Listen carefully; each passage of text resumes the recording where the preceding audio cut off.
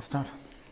दोस्तों, RRB JE CBT first के लिए हम लोग तैयारी में जुटे हुए हैं। सभी को सबसे पहले वेरी गुड इवनिंग। थोड़ा देर हुआ उसके लिए सॉरी आप सबसे। तो दोस्तों, बात को चालू करते हैं। हम लोग पढ़ रहे थे ब्लड सर्कुलेशन सिस्टम, रुधिर परिसंचरण तंत्र, और कल की क्लास में एक बार रिपीट कर देता हूं, एक बार बता देता हूं कल हम क्या पढ़ चुके हैं। और तो दोस्तों देखिए, कल की क्लास में हमने आरबीसी और डब्ल्यूबीसी के बारे में डिस्कस किया था। आरबीसी क्या होती है, आरबीसी से रिलेटेड 15-20 क्वेश्चंस हमने तैयार किए थे। डब्ल्यूबीसी से रिलेटेड बातें भी हमने की थी, और डब्ल्यूबीसी के 5 टाइप्स के बारे में मैं कल बताकर गया था। डब्ल्यूबीसी जो सबसे ज्यादा पाई जाती है, रिपीट करिए, न्यूट्रोफिल है। सबसे कम जो पाई जाती है वो वैसोफिल है। सबसे बड़ी साइज जो होती है वो मोनोसाइट डब्ल्यूबीसी की होती है, और सबसे छोटी साइज जो होती है वो लिम्फोसाइट डब्ल्यूबीसी की होती है। तो दोस्तों, उसी चर्चा को थोड़ा और आगे बढ़ाते हैं। हमने काम की बात की थी कि दोस्तों जो न्यूट्रोफिल डब्ल्यूबीसी है और जो मोनोसाइट डब्ल्यूबीसी है, उन दोनों का काम है बाहरी रोगाणु जितने भी आते हैं उनका भक्षण कर लेना, फैगोसाइट कर लेना। उन्हें फैगोसाइटोसिस क्रिया कहते हैं, किसी बाहरी रोगाणु को भक्षण कर लेना। तो दोस्तों वो बात की थी। इसके बाद हमने बोला था कि इओसिनोफिल और बेसोफिल दोनों का जो काम है, इन दोनों का जो काम होता है वो है एलर्जी रेस्पॉन्स को कंट्रोल करना, एलर्जी की क्रिया को मेंटेन करना। और इसके बाद जो बात थी वो ये थी कि एक बच गया था लिम्फोसाइट, और मैंने आपको बताया था इम्यूनिटी सिस्टम, यानी रोगों से लड़ने की जो पावर है हमारी, उसको डेवलप करने में मेन रोल जो होता है वो लिम्फोसाइट का होता है। अब दोस्तों, एक बहुत अच्छा क्वेश्चन आपके सामने, रामराज महरिया, हाय, विशाल सेन, ब्लड के ऑलरेडी 2 वीडियो डल चुके हैं, उनको आप देख सकते हो। ये ब्लड का नेक्स्ट वीडियो है और आगे भी ये चलता रहेगा। अभी 1-2 वीडियोस और ब्लड और हार्ट से आने वाले हैं। तो दोस्तों, हम बात कर रहे हैं कि एक इंपॉर्टेंट क्वेश्चन आया। एक रोग आपने सुना होगा जिसको हम कहते हैं एड्स। दोस्तों, एड्स बहुत ही फेमस रोग है, सब लोग जनरली इसके नाम से हम परिचित हैं, एक्वायर्ड इम्यूनो डेफिशिएंसी सिंड्रोम। दोस्तों, एड्स के बारे में कहा जाता है कि एक लाइलाज रोग है और बहुत ही घातक रोग है जिसका कोई भी इलाज नहीं है, अब तक कोई भी इलाज नहीं मिला। तो दोस्तों, हम देखते हैं कि एड्स की ऐसी समस्या क्या है कि इसका कोई इलाज नहीं है। दोस्तों, एड्स एक वायरल डिजीज है जो कि एक रेट्रोवायरस के कारण होता है। उसका नाम होता है HIV, ह्यूमन इम्यूनो वायरस, या ह्यूमन इम्यूनो डेफिशिएंसी वायरस। ये HIV की फुल फॉर्म है। और दोस्तों, एड्स रोग में होता क्या है, एड्स रोग में हमारी जो लिम्फोसाइट नाम की डब्ल्यूबीसीज है, याद रखिएगा, एड्स रोग में जो हमारी लिम्फोसाइट डब्ल्यूबीसीज हैं उनकी संख्या बहुत कम हो जाती है, और बहुत कम हो जाती है तो एंटीबॉडीज का निर्माण प्रॉपर नहीं हो पाता, एंटीबॉडीज का निर्माण कम हो जाता है, और हमारी रोगों से लड़ने की क्षमता, यानी कि हमारी इम्यूनिटी, यानी कि हमारी प्रतिरक्षा बहुत कमजोर हो जाती है, हम बहुत कमजोर पड़ जाते हैं। और कोई भी रोग हमारे अंदर आता है तो लंबे समय तक सही नहीं होता, हम काफी लंबे समय तक उससे परेशान रहते हैं, ट्रीटमेंट भी लेते हैं, पर फायदा नहीं होता। क्यों? क्योंकि दोस्तों, आपका जो इंटरनल इम्यूनिटी है, आपकी जो आंतरिक प्रतिरक्षा है, वो आपकी मददगार नहीं है, वो आपकी हेल्प अब नहीं कर रही है, वो सरेंडर कर चुकी है, वो हार मान चुकी है। इसीलिए दोस्तों, एड्स लाइलाज है, एड्स का कोई भी इलाज नहीं है। तो Sintu Baloji, very good evening. Kailash Chand Bairwa, very good evening. सभी को वेरी वेरी गुड इवनिंग। जल्दी से जल्दी शेयर कर दो भाई, ताकि ज्यादा से ज्यादा लोग आ जाएं और क्लास में मजा आए। दोस्तों, शेयर करिए और अपने साथियों को बताइए, बहुत अच्छा मामला होने वाला है, बहुत मजा आपको आने वाला है। तो दोस्तों, याद रखिएगा, एड्स रोग में लिम्फोसाइट डब्ल्यूबीसी क्या हो जाती है, कम हो जाती है। अब ब्लड से रिलेटेड एक दूसरी प्रॉब्लम हम पढ़ते हैं, ब्लड कैंसर। दोस्तों, जितना घातक रोग एड्स है, लगभग उतना ही डेंजरस और उससे कहीं ज्यादा डेंजरस रोग कैंसर है। लोग नाम से डरते हैं भाई साहब इसके। कैंसर बड़ा डेंजरस रोग है। कैंसर बॉडी के अलग अलग पार्ट में होता है, लेकिन जब कैंसर हो जाए किसके अंदर, विक्रम यादव जी, हमारा प्यार हमेशा आपके साथ है, प्यार भी साथ है, मेहनत भी साथ है, साथ में साथ आप भी मेहनत करिए। हम चाहते हैं कि ये हमारा प्यार, हमारी मेहनत और आप सबका सहयोग आपको सक्सेसफुल बनाए और जल्दी से जल्दी आपको नौकरी दिलवाए। तो दोस्तों, ब्लड कैंसर जो होता है, सबसे पहले इसकी बात कर लेते हैं। ब्लड कैंसर को हम ल्यूकेमिया भी कहते हैं। आपसे पूछ लिया जाए कि ब्लड कैंसर का नाम क्या है, तो ल्यूकेमिया या ल्यूकीमिया, ये जो होता है ये ब्लड कैंसर को हम कहते हैं। और ब्लड कैंसर में याद रखना है कि ब्लड कैंसर जब होता है तो हमारे ब्लड में जो मोनोसाइट WBCs पाई जाती है उनकी संख्या बहुत बढ़ जाती है, बहुत ज्यादा हो जाती है। दोस्तों कैंसर क्या है? कैंसर जनरली एक ट्यूमर का मतलब एक गांठ बन जाए। कैंसर जनरली एक ऐसा रोग है जिसमें हमारी जो बॉडी की कोशिकाएं हैं उनकी विभाजन की जो क्षमता है वो अनकंट्रोल्ड हो जाती है। अनकंट्रोल्ड का मतलब अनियंत्रित हो जाती है। अनियंत्रित का मतलब है ये एक निश्चित जगह है, इसमें इतनी सारी कोशिकाएं हैं। अब ये जो कोशिकाएं हैं वो एक फिक्स रेट से, फिक्स दर से, एक निश्चित दर से डिवाइडेशन करती है, निश्चित दर से विभाजन करती हैं। अब क्या होता है, मान लीजिए ये एक कोशिका अपनी विभाजन की क्षमता अनकंट्रोल कर जाए, तो दोस्तों अनकंट्रोल्ड विभाजन होने के कारण इस स्थान पर कोशिकाओं की संख्या धीरे धीरे बढ़ती चली जाएगी। और जब कोशिकाओं की संख्या धीरे धीरे बढ़ती जाएगी तो इस जगह पर टेंशन उत्पन्न होगी, इस जगह पर तनाव उत्पन्न हो जाएगा। और तनाव उत्पन्न हो जाएगा तो दोस्तों यहां पर हमें एक गांठ महसूस होगी, यहां पर कोशिकाओं की डेंसिटी बढ़ जाएगी, घनत्व बढ़ जाएगा, एक गांठ महसूस होगी। वही गांठ जब धीरे धीरे बढ़ती चली जाए दोस्तों कैंसर है। तो ब्लड कैंसर में कौन सी कोशिकाओं की संख्या बढ़ जाती है? मोनोसाइट WBCs की संख्या बढ़ जाती है। ये दोनों क्वेश्चंस एग्जाम की दृष्टि से बहुत ज्यादा इंपॉर्टेंट है, आप याद रखेंगे। चलिए अब दोस्तों हम बात कर रहे हैं प्लेटलेट की ओर। तो दोस्तों समझ में आ रहा है कि नहीं? जब आप दो क्वेश्चंस, आप कैसा भी क्वेश्चन आपके दिमाग में आया हो आप डिस्कस कर सकते हो, कमेंट में कमेंट करिए, मैं आपको क्वेश्चन का आंसर बताऊंगा। Rakesh Prajapati ji very good evening, Vishvendra Gurjar ji very good evening. दोस्तों देखिए अब हम बात कर रहे हैं प्लेटलेट। तो दोस्तों प्लेटलेट की बात करते हैं। एक रोग आया डेंगू रोग ने ये प्लेटलेट जो वर्ड है इसको खूब फेमस कर दिया। सब लोग जान गए कि यार प्लेटलेट कुछ होता है, सब जान गए, ठीक है। तो दोस्तों बात करते हैं प्लेटलेट का दूसरा नाम क्या है, तो हिंदी में बिंबाणु लिखते हैं, इन्हें पट्टिकाणु भी लिखा जाता है। और इंग्लिश जो टर्म है वो है थ्रोम्बोसाइट। दोस्तों थ्रोम्बोसाइट में एक वर्ड छिपा हुआ है जिसे कहते हैं थ्रोम्बस, और थ्रोम्बस का मतलब होता है क्लॉट का मतलब होता है थक्का।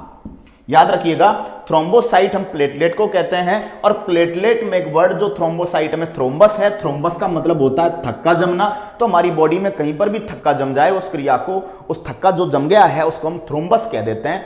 दोस्तों याद रखिएगा प्लेटलेट की सबसे पहले वही क्वेश्चंस डेवलप करेंगे जो हमने RBC और WBC में किए हैं। प्लेटलेट का पहला क्वेश्चन कि भाई प्लेटलेट की संख्या कितनी है, तो दोस्तों प्लेटलेट की जो संख्या है 1.5 से 4.5 लाख प्रति घन mm के बीच में होती है। ये प्लेटलेट की संख्या की बात है। संख्या आपको थोड़ा ऊपर नीचे मिल सकती है, नो प्रॉब्लम, ऑप्शंस आपको ऐसे मिलेंगे, आप इजीली कैलकुलेट कर पाओगे। रामराज मेहरिया जी बिल्कुल पहचान गया हूं आपको, यहां पे भी पढ़िए, आपको आपका रिवीजन भी होगा और आपको कुछ अलग मिलेगा, कुछ हटकर मिलेगा, कुछ मजा आएगा आपको। तो दोस्तों संख्या 1.5 से 4.5 लाख प्रति घन mm है। और जब बात करते हैं जीवन काल की, तो दोस्तों प्लेटलेट का जो जीवन काल है वो हम पहले 5 से 7 दिन तक बात करते थे, लेकिन NCERT जो 10th क्लास की बुक चेंज हुई है, नई आई है, उसमें 10 से 13 दिन दिया हुआ है। तो नो डाउट हमें NCERT को फॉलो करना है। तो प्लेटलेट का जीवन काल जो हो गया दोस्तों 10 से 13 दिन हो गया। अब एक बात करते हैं, RBC में केंद्रक नहीं होता, WBC में केंद्रक होता है, तो प्लेटलेट के बारे में क्या ख्याल है, प्लेटलेट में केंद्रक होगा कि नहीं होगा? दोस्तों तीसरी बात करेंगे, प्लेटलेट में केंद्रक एब्सेंट होता है, प्लेटलेट में केंद्रक नहीं पाया जाता है।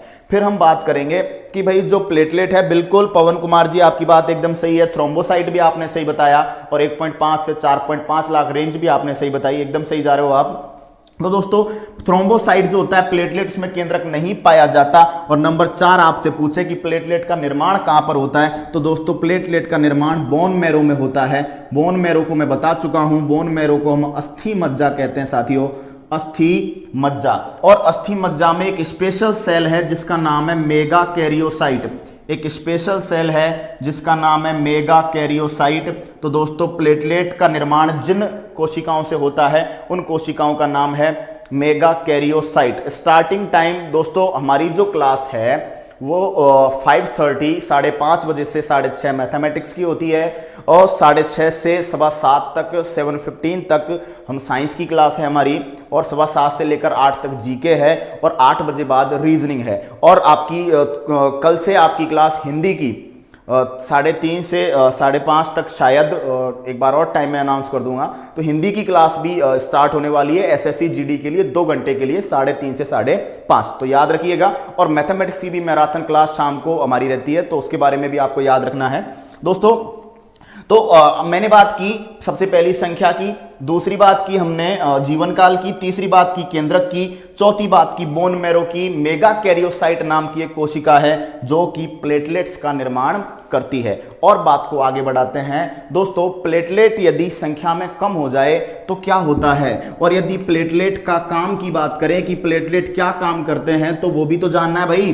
तो दोस्तों प्लेटलेट के बारे में बिल्कुल, हाँ बिल्कुल हेमंत फौजदार जी, आरबीसी डब्ल्यूबीसी प्लेटलेट्स तीनों के निर्माण की यदि बात करें तो रेड बोन मैरो का आप आंसर टोटली नहीं कर सकते, क्योंकि डब्ल्यूबीसी जो होती है वो रेड बोन मैरो में नहीं बनती है। हाँ, बोन मैरो आप शब्द काम में ले सकते हो, क्योंकि चाहे आरबीसी बात करो, चाहे डब्ल्यूबीसी बात करो, चाहे प्लेटलेट बात करो, बोन मैरो में तीनों का ही निर्माण होता है थोड़ा थोड़ा।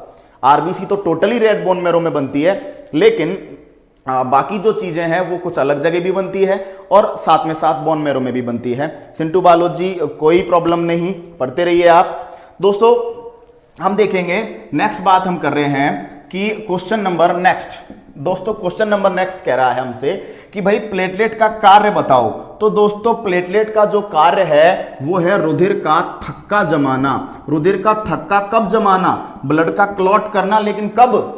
जब चोट लग जाए, और ऐसी चोट लगे जिसमें रुधिर बह रहा हो। कई बार चोट ऐसी लगती है अंदरूनी लगती है, ब्लड लॉस नहीं होता, तो जब ब्लड लॉस नहीं होता है तब थक्का जमने की आवश्यकता नहीं होती। थक्का तब जमना चाहिए जब ब्लड का लॉस हो रहा हो, ब्लड बह रहा हो। दूसरा काम है रुधिर को गाढ़ा बनाना। रुधिर को कैसा बनाना दोस्तों? गाढ़ा बनाना। अब दोस्तों यदि याद रखिएगा नेक्स्ट क्वेश्चन है, यदि प्लेटलेट की कमी हो जाए, तो दोस्तों प्लेटलेट की कमी को थ्रोम्बोसाइटोपिनिया कह देंगे। प्लेटलेट की कमी को हम कह देंगे थ्रोम्बोसाइटोपिनिया। क्यों?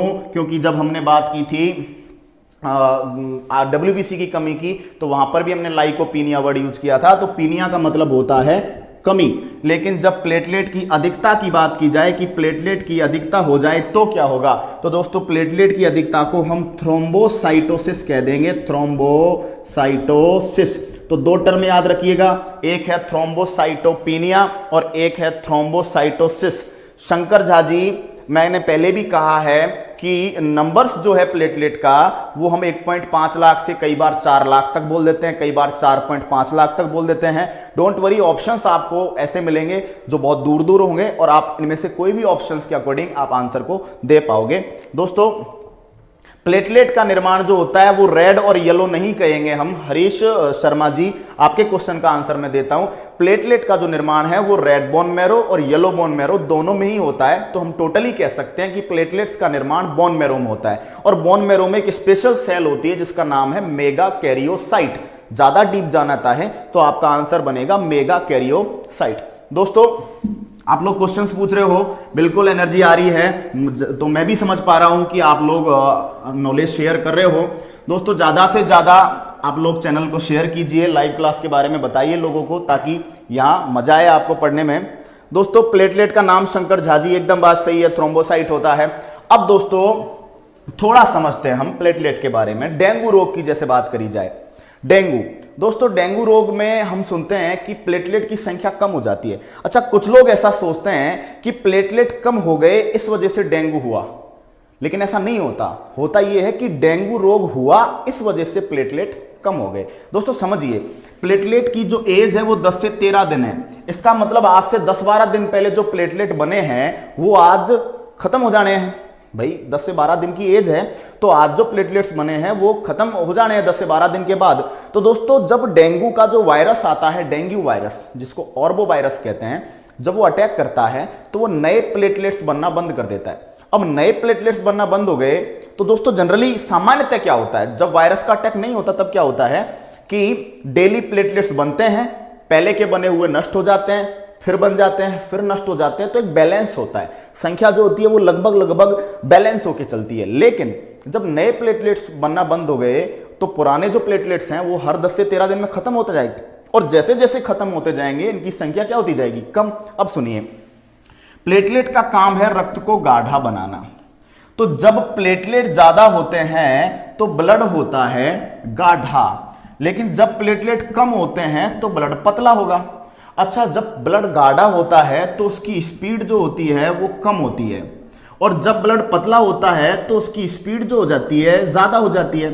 सिंपल सी बात है, एक है घी, एक है पानी। घी को फैलाते हैं और पानी को फैलाते हैं, तो घी गाढ़ा है तो उसकी स्पीड कम होती है, पानी जो है वो पतला है तो उसकी स्पीड क्या होती है, ज्यादा होती है। तो दोस्तों बात क्या रही कि जैसे जैसे प्लेटलेट जो है उनकी संख्या कम होगी वैसे वैसे ब्लड गाढ़ा होगा, और ब्लड गाढ़ा होगा तो वह तेजी से पूरी बॉडी में सर्कुलेट होगा, और तेजी से सर्कुलेट होगा तो बॉडी के जो अंग हैं, जो कोशिकाएं हैं, उनको पर्याप्त ना तो ऑक्सीजन मिलेगी ना ही पर्याप्त मिनरल्स मिलेंगे, और ऑक्सीजन और मिनरल्स जब पर्याप्त मात्रा में नहीं मिलेंगे तो धीरे धीरे कमजोरी, थकान, हाथ पैरों का टूटना, फीवर आना जैसे लक्षण अपने को दिखाई देते हैं। तो दोस्तों ये प्लेटलेट का असर होता है डेंगू रोग के साथ।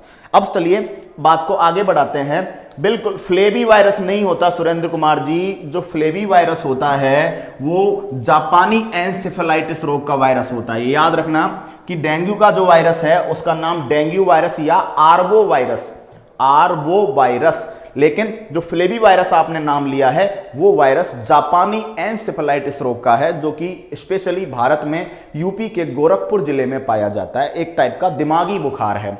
तो अपना डाउट क्लियर करिए। चलिए अब दोस्तों आरबीसी, डब्ल्यूबीसी और प्लेटलेट को पढ़ लेने के बाद मैं एक बार सबसे पहले आप बता दीजिए, जिन लोगों ने भी पूरे वीडियोस देखे हैं उन लोगों को आरबीसी, डब्ल्यूबीसी, प्लेटलेट्स अच्छे से समझ में आया कि नहीं आया। भाई सब लोग अपना अपना विचार यहां पर दीजिए। अब तब तक मैं स्टार्ट नया एक पॉइंट करता हूं। ब्लड ग्रुप, रक्त समूह, रुधिर वर्ग। दोस्तों ये हमारा नेक्स्ट टॉपिक है और एग्जाम्स की दृष्टि से बहुत इंपॉर्टेंट टॉपिक है, बहुत इंपॉर्टेंट सेक्शन है। ब्लड का ही नेक्स्ट भाग है, ब्लड टॉपिक में ही हम इसे पढ़ते हैं। दोस्तों अक्सर हमें समस्या सताती है कि पेपर में क्वेश्चन आता है कौन किसका ब्लड दे सकता है, कौन किससे ब्लड ले सकता है। हरीश शर्मा जी थैंक यू, शंकर झा जी आपकी दुआएं साथ हैं, आप साथ में जुड़े रहोगे आपको और अच्छे से अच्छा मिल जाएगा, नो प्रॉब्लम। एक से एक बेस्ट कंटेंट हम आपके लिए अवेलेबल करवाएंगे। दोस्तों चलिए ब्लड ग्रुप, अक्सर हम देखते हैं कि हमारे जो व्हाट्सएप के ग्रुप्स हैं उनमें मैसेज आता है कि भाई एक आदमी घायल है, बीमार है, उसका ब्लड ग्रुप बी पॉजिटिव है, तो बी पॉजिटिव ब्लड की किसी को आवश्यकता है, ऐसा ऐसा आता है, कुछ आता है।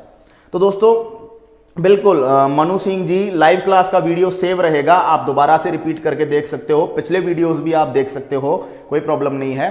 तो दोस्तों ऐसी हम बातें सुनते हैं कि भाई ओ पॉजिटिव ब्लड की आवश्यकता है, ए नेगेटिव ब्लड की आवश्यकता है, ऐसा सुनते हैं। तो हमें एक बात समझ में यहां से थोड़ी थोड़ी आती है कि यार सबका ब्लड है ना एक जैसा नहीं है, और हर कोई किसी दूसरे को ब्लड दे भी नहीं सकता, आपको पहले मैच करना पड़ेगा। तो आप कैसे मैच करोगे, आज पक्का ये वादा है मेरा दोस्तों, आप यहां से बात सीख के जाओगे कि कौन किसको ब्लड दे सकता है और कौन किसको ब्लड नहीं दे सकता। ये बात मैं आज आपको सिखाकर भेजूंगा, आप पक्का सीख के जाओगे आज। दोस्तों सबसे पहले थोड़ा हिस्ट्री की बात कर लेते हैं कि ब्लड ग्रुप की जो खोज है, दोस्तों ब्लड ग्रुप की खोज सन 1901 में एक वैज्ञानिक हैं कार्ल लैंडस्टीनर। ये क्वेश्चन कई बार पेपर में आया है, रुधिर समूह के जन्मदाता ब्लड ग्रुप्स के फादर कौन है, वो कार्ल लैंडस्टीनर है। इन्होंने पहली बार ब्लड ग्रुप की क्या की थी, खोज की थी। बिल्कुल सुरेंद्र कुमार जी, डेंगू बुखार को हीमोरेजिक बुखार कहते हैं। हीमोरेजिक बुखार ऐसा बुखार होता है जिसमें शरीर के अंग अंदर फट जाएं और उनके फटने के कारण बॉडी में इंटरनल ब्लीडिंग हो जाए, यानी शरीर के अंग जो होते हैं वो प्रस्फुटन हो जाएं, वो फट जाएं सूजकर, उनमें पहले तो सूजन आए और एक लिमिट तक सूजन आने के बाद वो फट जाएं और फटने के कारण बॉडी में ब्लड लॉस हो जाए, बॉडी में ब्लड फैल जाए। तो दोस्तों ऐसा जो फीवर होता है उसे हीमोरेजिक फीवर कहते हैं। सुरेंद्र कुमार जी, डेंगू इसी टाइप का बुखार होता है, लीवर में और हमारी जो आंतें हैं, इंटेस्टाइन, उनमें सूजन आ जाती है और जब ज़्यादा गंभीर अवस्था आ जाती है रोग की तो लीवर और इंटेस्टाइन जो होते हैं वो फट जाते हैं और बॉडी में ब्लीडिंग होती है और वो ब्लीडिंग हमारी उल्टी के साथ, वॉमिटिंग के साथ वो ब्लीडिंग बाहर आती है। रोग की सबसे गंभीर अवस्था वही मानी जाती है। तो मैं जहां तक मानता हूं समझ में आई होगी बात आपको। तो दोस्तों लैंडस्टीनर ने ब्लड ग्रुप्स की खोज की। अब ब्लड ग्रुप पढ़ने हैं तो सबसे पहले हमें दो चीजें समझनी पड़ेंगी। ब्लड ग्रुप जब पढ़ने हैं तो दो चीजें भैया समझनी पड़ेंगी। एक तो समझना पड़ेगा एंटीजन और दूसरा समझना पड़ेगा एंटीबॉडी। दोस्तों एंटीजन को कहते हैं प्रतिजन और एंटीबॉडी को कहते हैं प्रतिरक्षी। दोबारा से सुनिएगा, ब्लड ग्रुप पढ़ना है तो पहले पढ़ेंगे एंटीजन, फिर पढ़ेंगे एंटीबॉडी। दोस्तों एंटी, पकड़ लो वर्ड को, देसी जुगाड़ से समझते हैं। देखो एंटी का मतलब है विरोध में, वह व्यक्ति जो अपने विरोध में है, एंटी एकदम 36 का आंकड़ा, ठीक है। और जन का मतलब आप शुद्ध हिंदी बिल्कुल देसी भाषा में जन हम कहते हैं आदमी को। सज्जन अच्छा है जो व्यक्ति, दुर्जन बुरा है जो व्यक्ति। तो जन का मतलब है व्यक्ति और एंटी का मतलब क्या है? विरोधी, यानी कि वह व्यक्ति जो अपना विरोधी है। अब दोस्तों जो व्यक्ति अपना विरोधी है वो तो अपने को नुकसान पहुंचाएगा और नुकसान पहुंचाएगा तो क्या उसका हमारे घर में आना, हमारे घर में बैठना सही बात है क्या? नहीं है भाई। हम नहीं चाहेंगे कि हमारा दुश्मन हमारे घर में आए, बैठे, खाए पिए, नहीं चाहेंगे। तो दोस्तों एंटीजन जनरली वह प्रत्येक बाहरी घटक, ये देसी डेफिनेशन है एकदम, वह प्रत्येक बाहरी घटक जो हानिकारक हो, जो हमें हानि पहुंचाए, वह कहलाता है दोस्तों एंटीजन। यानी हमें नुकसान देने वाले, हमारे अंगों की क्रियाओं को प्रभावित करने वाले सभी हानिकारक जो बाहरी घटक हैं, सभी जो बाहर से प्रवेश करने वाली जो चीजें हैं जो हमें नुकसान देती हैं, वो सब कहलाती हैं एंटीजन। अब दोस्तों एंटीजन कोई रोगाणु हो सकता है। रोगाणु का मतलब पकड़ लो, रोग पैदा करने वाला अणु, पैथोजन इंग्लिश में लिखते हैं। रोगाणु का मतलब वो कोई वायरस हो सकता है, वो कोई बैक्टीरिया हो सकता है, कोई फंगस यानी कि कवक हो सकता है और कोई प्रोटोजोआ हो सकता है। प्रोटोजोआ रोग, मलेरिया प्रोटोजोआ के कारण ही तो होता है भाई। तो कोई भी रोगाणु, ये सब अपने को हानि पहुंचाते हैं, तरह तरह के रोग प्रदान करते हैं और तरह तरह के रोग प्रदान करते हैं तो भाई ये अपने लिए हानिकारक है, हमें इनसे बचना चाहिए। बिल्कुल शंकर झा जी, आरएच फैक्टर आने वाला है। अभी फिलहाल एंटीजन एंटीबॉडी समझते हैं, आरएच फैक्टर थोड़ा आगे की सीढ़ी है, वहां पर भी पहुंचेंगे, स्टेप बाय स्टेप चलेंगे। तो दोस्तों एंटीजन जो होते हैं कोई रोगाणु हो सकता है, कोई जहरीली गैस हो सकती है, कोई पॉइजनस गैस हो सकती है, कोई केमिकल हो सकता है जो अपने को नुकसान पहुंचा रहा है, वो क्या कहलाएगा दोस्तों? एंटीजन कहलाएगा। और किसी व्यक्ति का ऐसा ब्लड जो बेमेल है, बेमेल का मतलब मिसमैच, मिसमैच का मतलब किसी व्यक्ति का ऐसा ब्लड जो हमारे ब्लड से मैच नहीं करता दोस्तों, वो भी कहलाएगा कि दोबारा सुनिएगा, बेमेल ब्लड का मतलब ऐसा ब्लड जो हमारे ब्लड से मैच नहीं करता, उसे भी दोस्तों हम एंटीजन ही कहेंगे। तो दोस्तों एंटीजन के कई टाइप है और सीधा सीधा जुगाड़ है कि एंटीजन वो जो अपने को नुकसान देता है वो एंटीजन है और अपने को उससे कैसे भी करके क्या करना है? बचना है। तो दूसरे व्यक्ति का जो ब्लड है वो भी कहलाता है क्या? एंटीजन। लेकिन कब? जब वो हमसे मैच नहीं करता, वो हमसे मेल नहीं खाता। रामराज मेहरिया जी, जो आरएच कारक है, बता देता हूं, आर और एच ये दो वर्डों का मतलब स्टार्ट होता है रीसस। एक बंदर था जिसका नाम था मकाका रीसस, उसके अंदर आरएच कारक की खोज की गई थी और ये कार्ल लैंडस्टीनर और इनके साथ एक और साइंटिस्ट था वीनर, उसके द्वारा की गई थी सन 1940 में। हम लोग पहुंचने वाले हैं वहां पर, पहले हम लोग इनके बारे में क्लियर करते हैं। मैं आरएच को बहुत अच्छे तरीके से डिस्कस करूंगा। तो सिंटू बालो जी, हेलो, चलिए, लता कुमारी जी हाय। तो दोस्तों देखिए, हम देख रहे हैं कि ये सब एंटीजन है। अब ब्लड में एंटीजन कहां होगा? हम ब्लड एंटीजन की बात करते हैं। याद रखना है कि ब्लड में एंटीजन जो होते हैं, ब्लड में एंटीजन कहां पर होते हैं? तो ब्लड में एंटीजन आरबीसी की प्लाज्मा झिल्ली पर होते हैं। आरबीसी में एक झिल्ली पाई जाती है, एक मेम्ब्रेन पाई जाती है जिसे हम प्लाज्मा मेम्ब्रेन कहते हैं और वहां पर पाया जाता है क्या? वहां पर पाए जाते हैं ब्लड में एंटीजन। और एंटीजन दो प्रकार के होते हैं, ए और बी। इन दोनों को रट लेना है। ए और बी ब्लड में दो प्रकार के एंटीजन पाए जाते हैं। दोस्तों देखिए, कैपिटल में है ए और बी। एक बात और, ब्लड में जो एंटीजन पाए जाते हैं वो एक विशेष प्रकार की प्रोटीन के बने होते हैं और उस प्रोटीन का नाम है ग्लाइकोप्रोटीन। तो दोस्तों ब्लड में दो प्रकार के घटक, एंटीजन एंटीबॉडी, एंटीजन वो जो नुकसान करे और एंटीबॉडी वो जो उस नुकसान से हमें बचाए।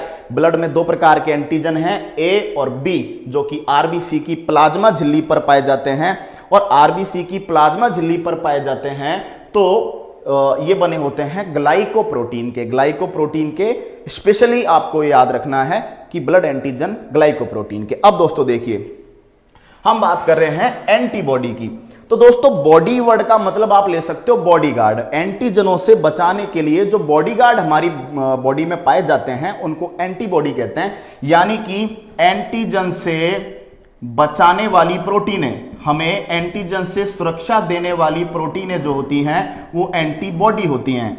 कुछ एंटीबॉडी हमें अपने माँ से प्राप्त होती है, माँ के दूध से प्राप्त होती है, उन्हें नेचुरल एंटीबॉडीज कहते हैं। और कुछ एंटीबॉडीज जो होती हैं वो हम टीकों के द्वारा, वैक्सीन्स के द्वारा, तरह तरह की मेडिसिन के द्वारा, अच्छे खान पान के द्वारा, पोषक पदार्थों के द्वारा प्राप्त करते हैं। ऐसी एंटीबॉडीज को हम एक तरीके से एक्यूट एंटीबॉडीज कहते हैं। उपार्जित प्रतिरक्षा, ऐसी प्रतिरक्षा जो हमने जन्म के बाद अर्जित की है। लता कुमारी जी थैंक यू।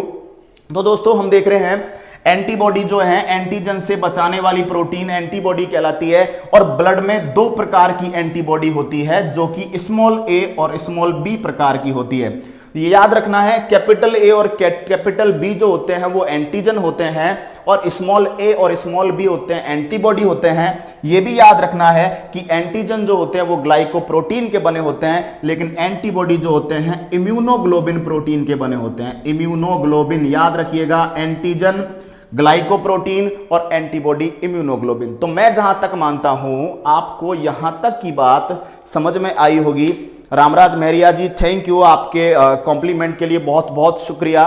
तो दोस्तों मजा आ रहा है तो सिंपल सी बात है, शेयर ज्यादा से ज्यादा करो, सबको बता दो, धूम मचा देंगे, आग लगा देंगे हम इस फील्ड के अंदर। क्यों? क्योंकि दोस्तों हम लोग बहुत मेहनत कर रहे हैं, बहुत आप भी मेहनत कीजिए और आपके साथ साथ आपसे डबल मेहनत हम करेंगे।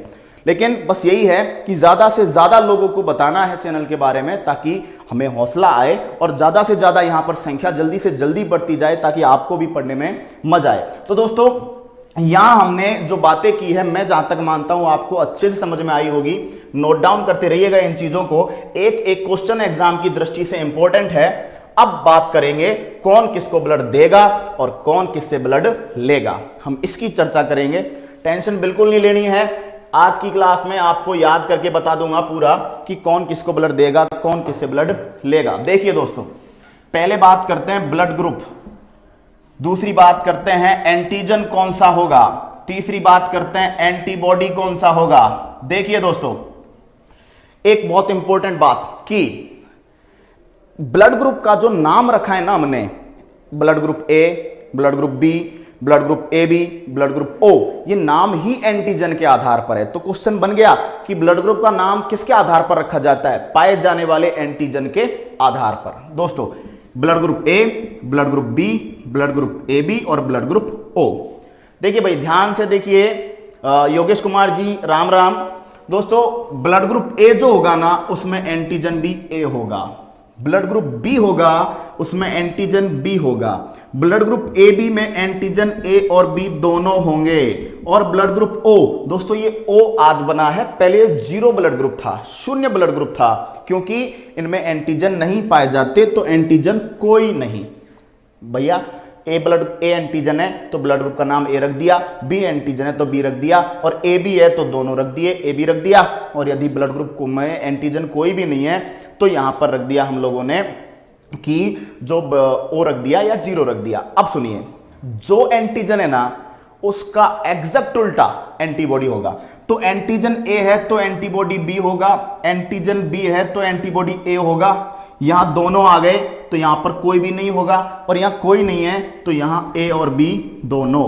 तो दोस्तों देखिए, ए ब्लड ग्रुप में antigen A antibody B, B blood group में antigen B antibody A B blood group में एंटीजन ए और बी दोनों और एंटीबॉडी कोई नहीं, और ओ ब्लड ग्रुप में एंटीजन जो है वो कोई नहीं है और एंटीबॉडी ए और बी दोनों है। अब सुनिए, दूसरी एक काम की बात जो हमारे काम की है, एक व्यक्ति का ब्लड जब दूसरे व्यक्ति को चढ़ाया जाता है तो दोस्तों हमेशा रोगी, भाई मान लीजिए मुझे किसी का ब्लड चढ़ाया जा रहा है तो मेरी बॉडी में जो एंटीजन है ना, वो सामने से जो ब्लड आ रहा है उस एंटीजन से अपने आप को मिला के देखेगा, स्कैन करके देखेगा। यदि सामने वाला मेरे जैसा है तो वेलकम है, लेकिन सामने वाला यदि मेरे जैसा नहीं है, मुझसे मैच नहीं करता ना, तो भाई साहब फोड़ डालूंगा। तो ये उसके पीछे पड़ जाता है। अब समझिए कि मान लीजिए ए ने ब्लड दिया किसको, बी को।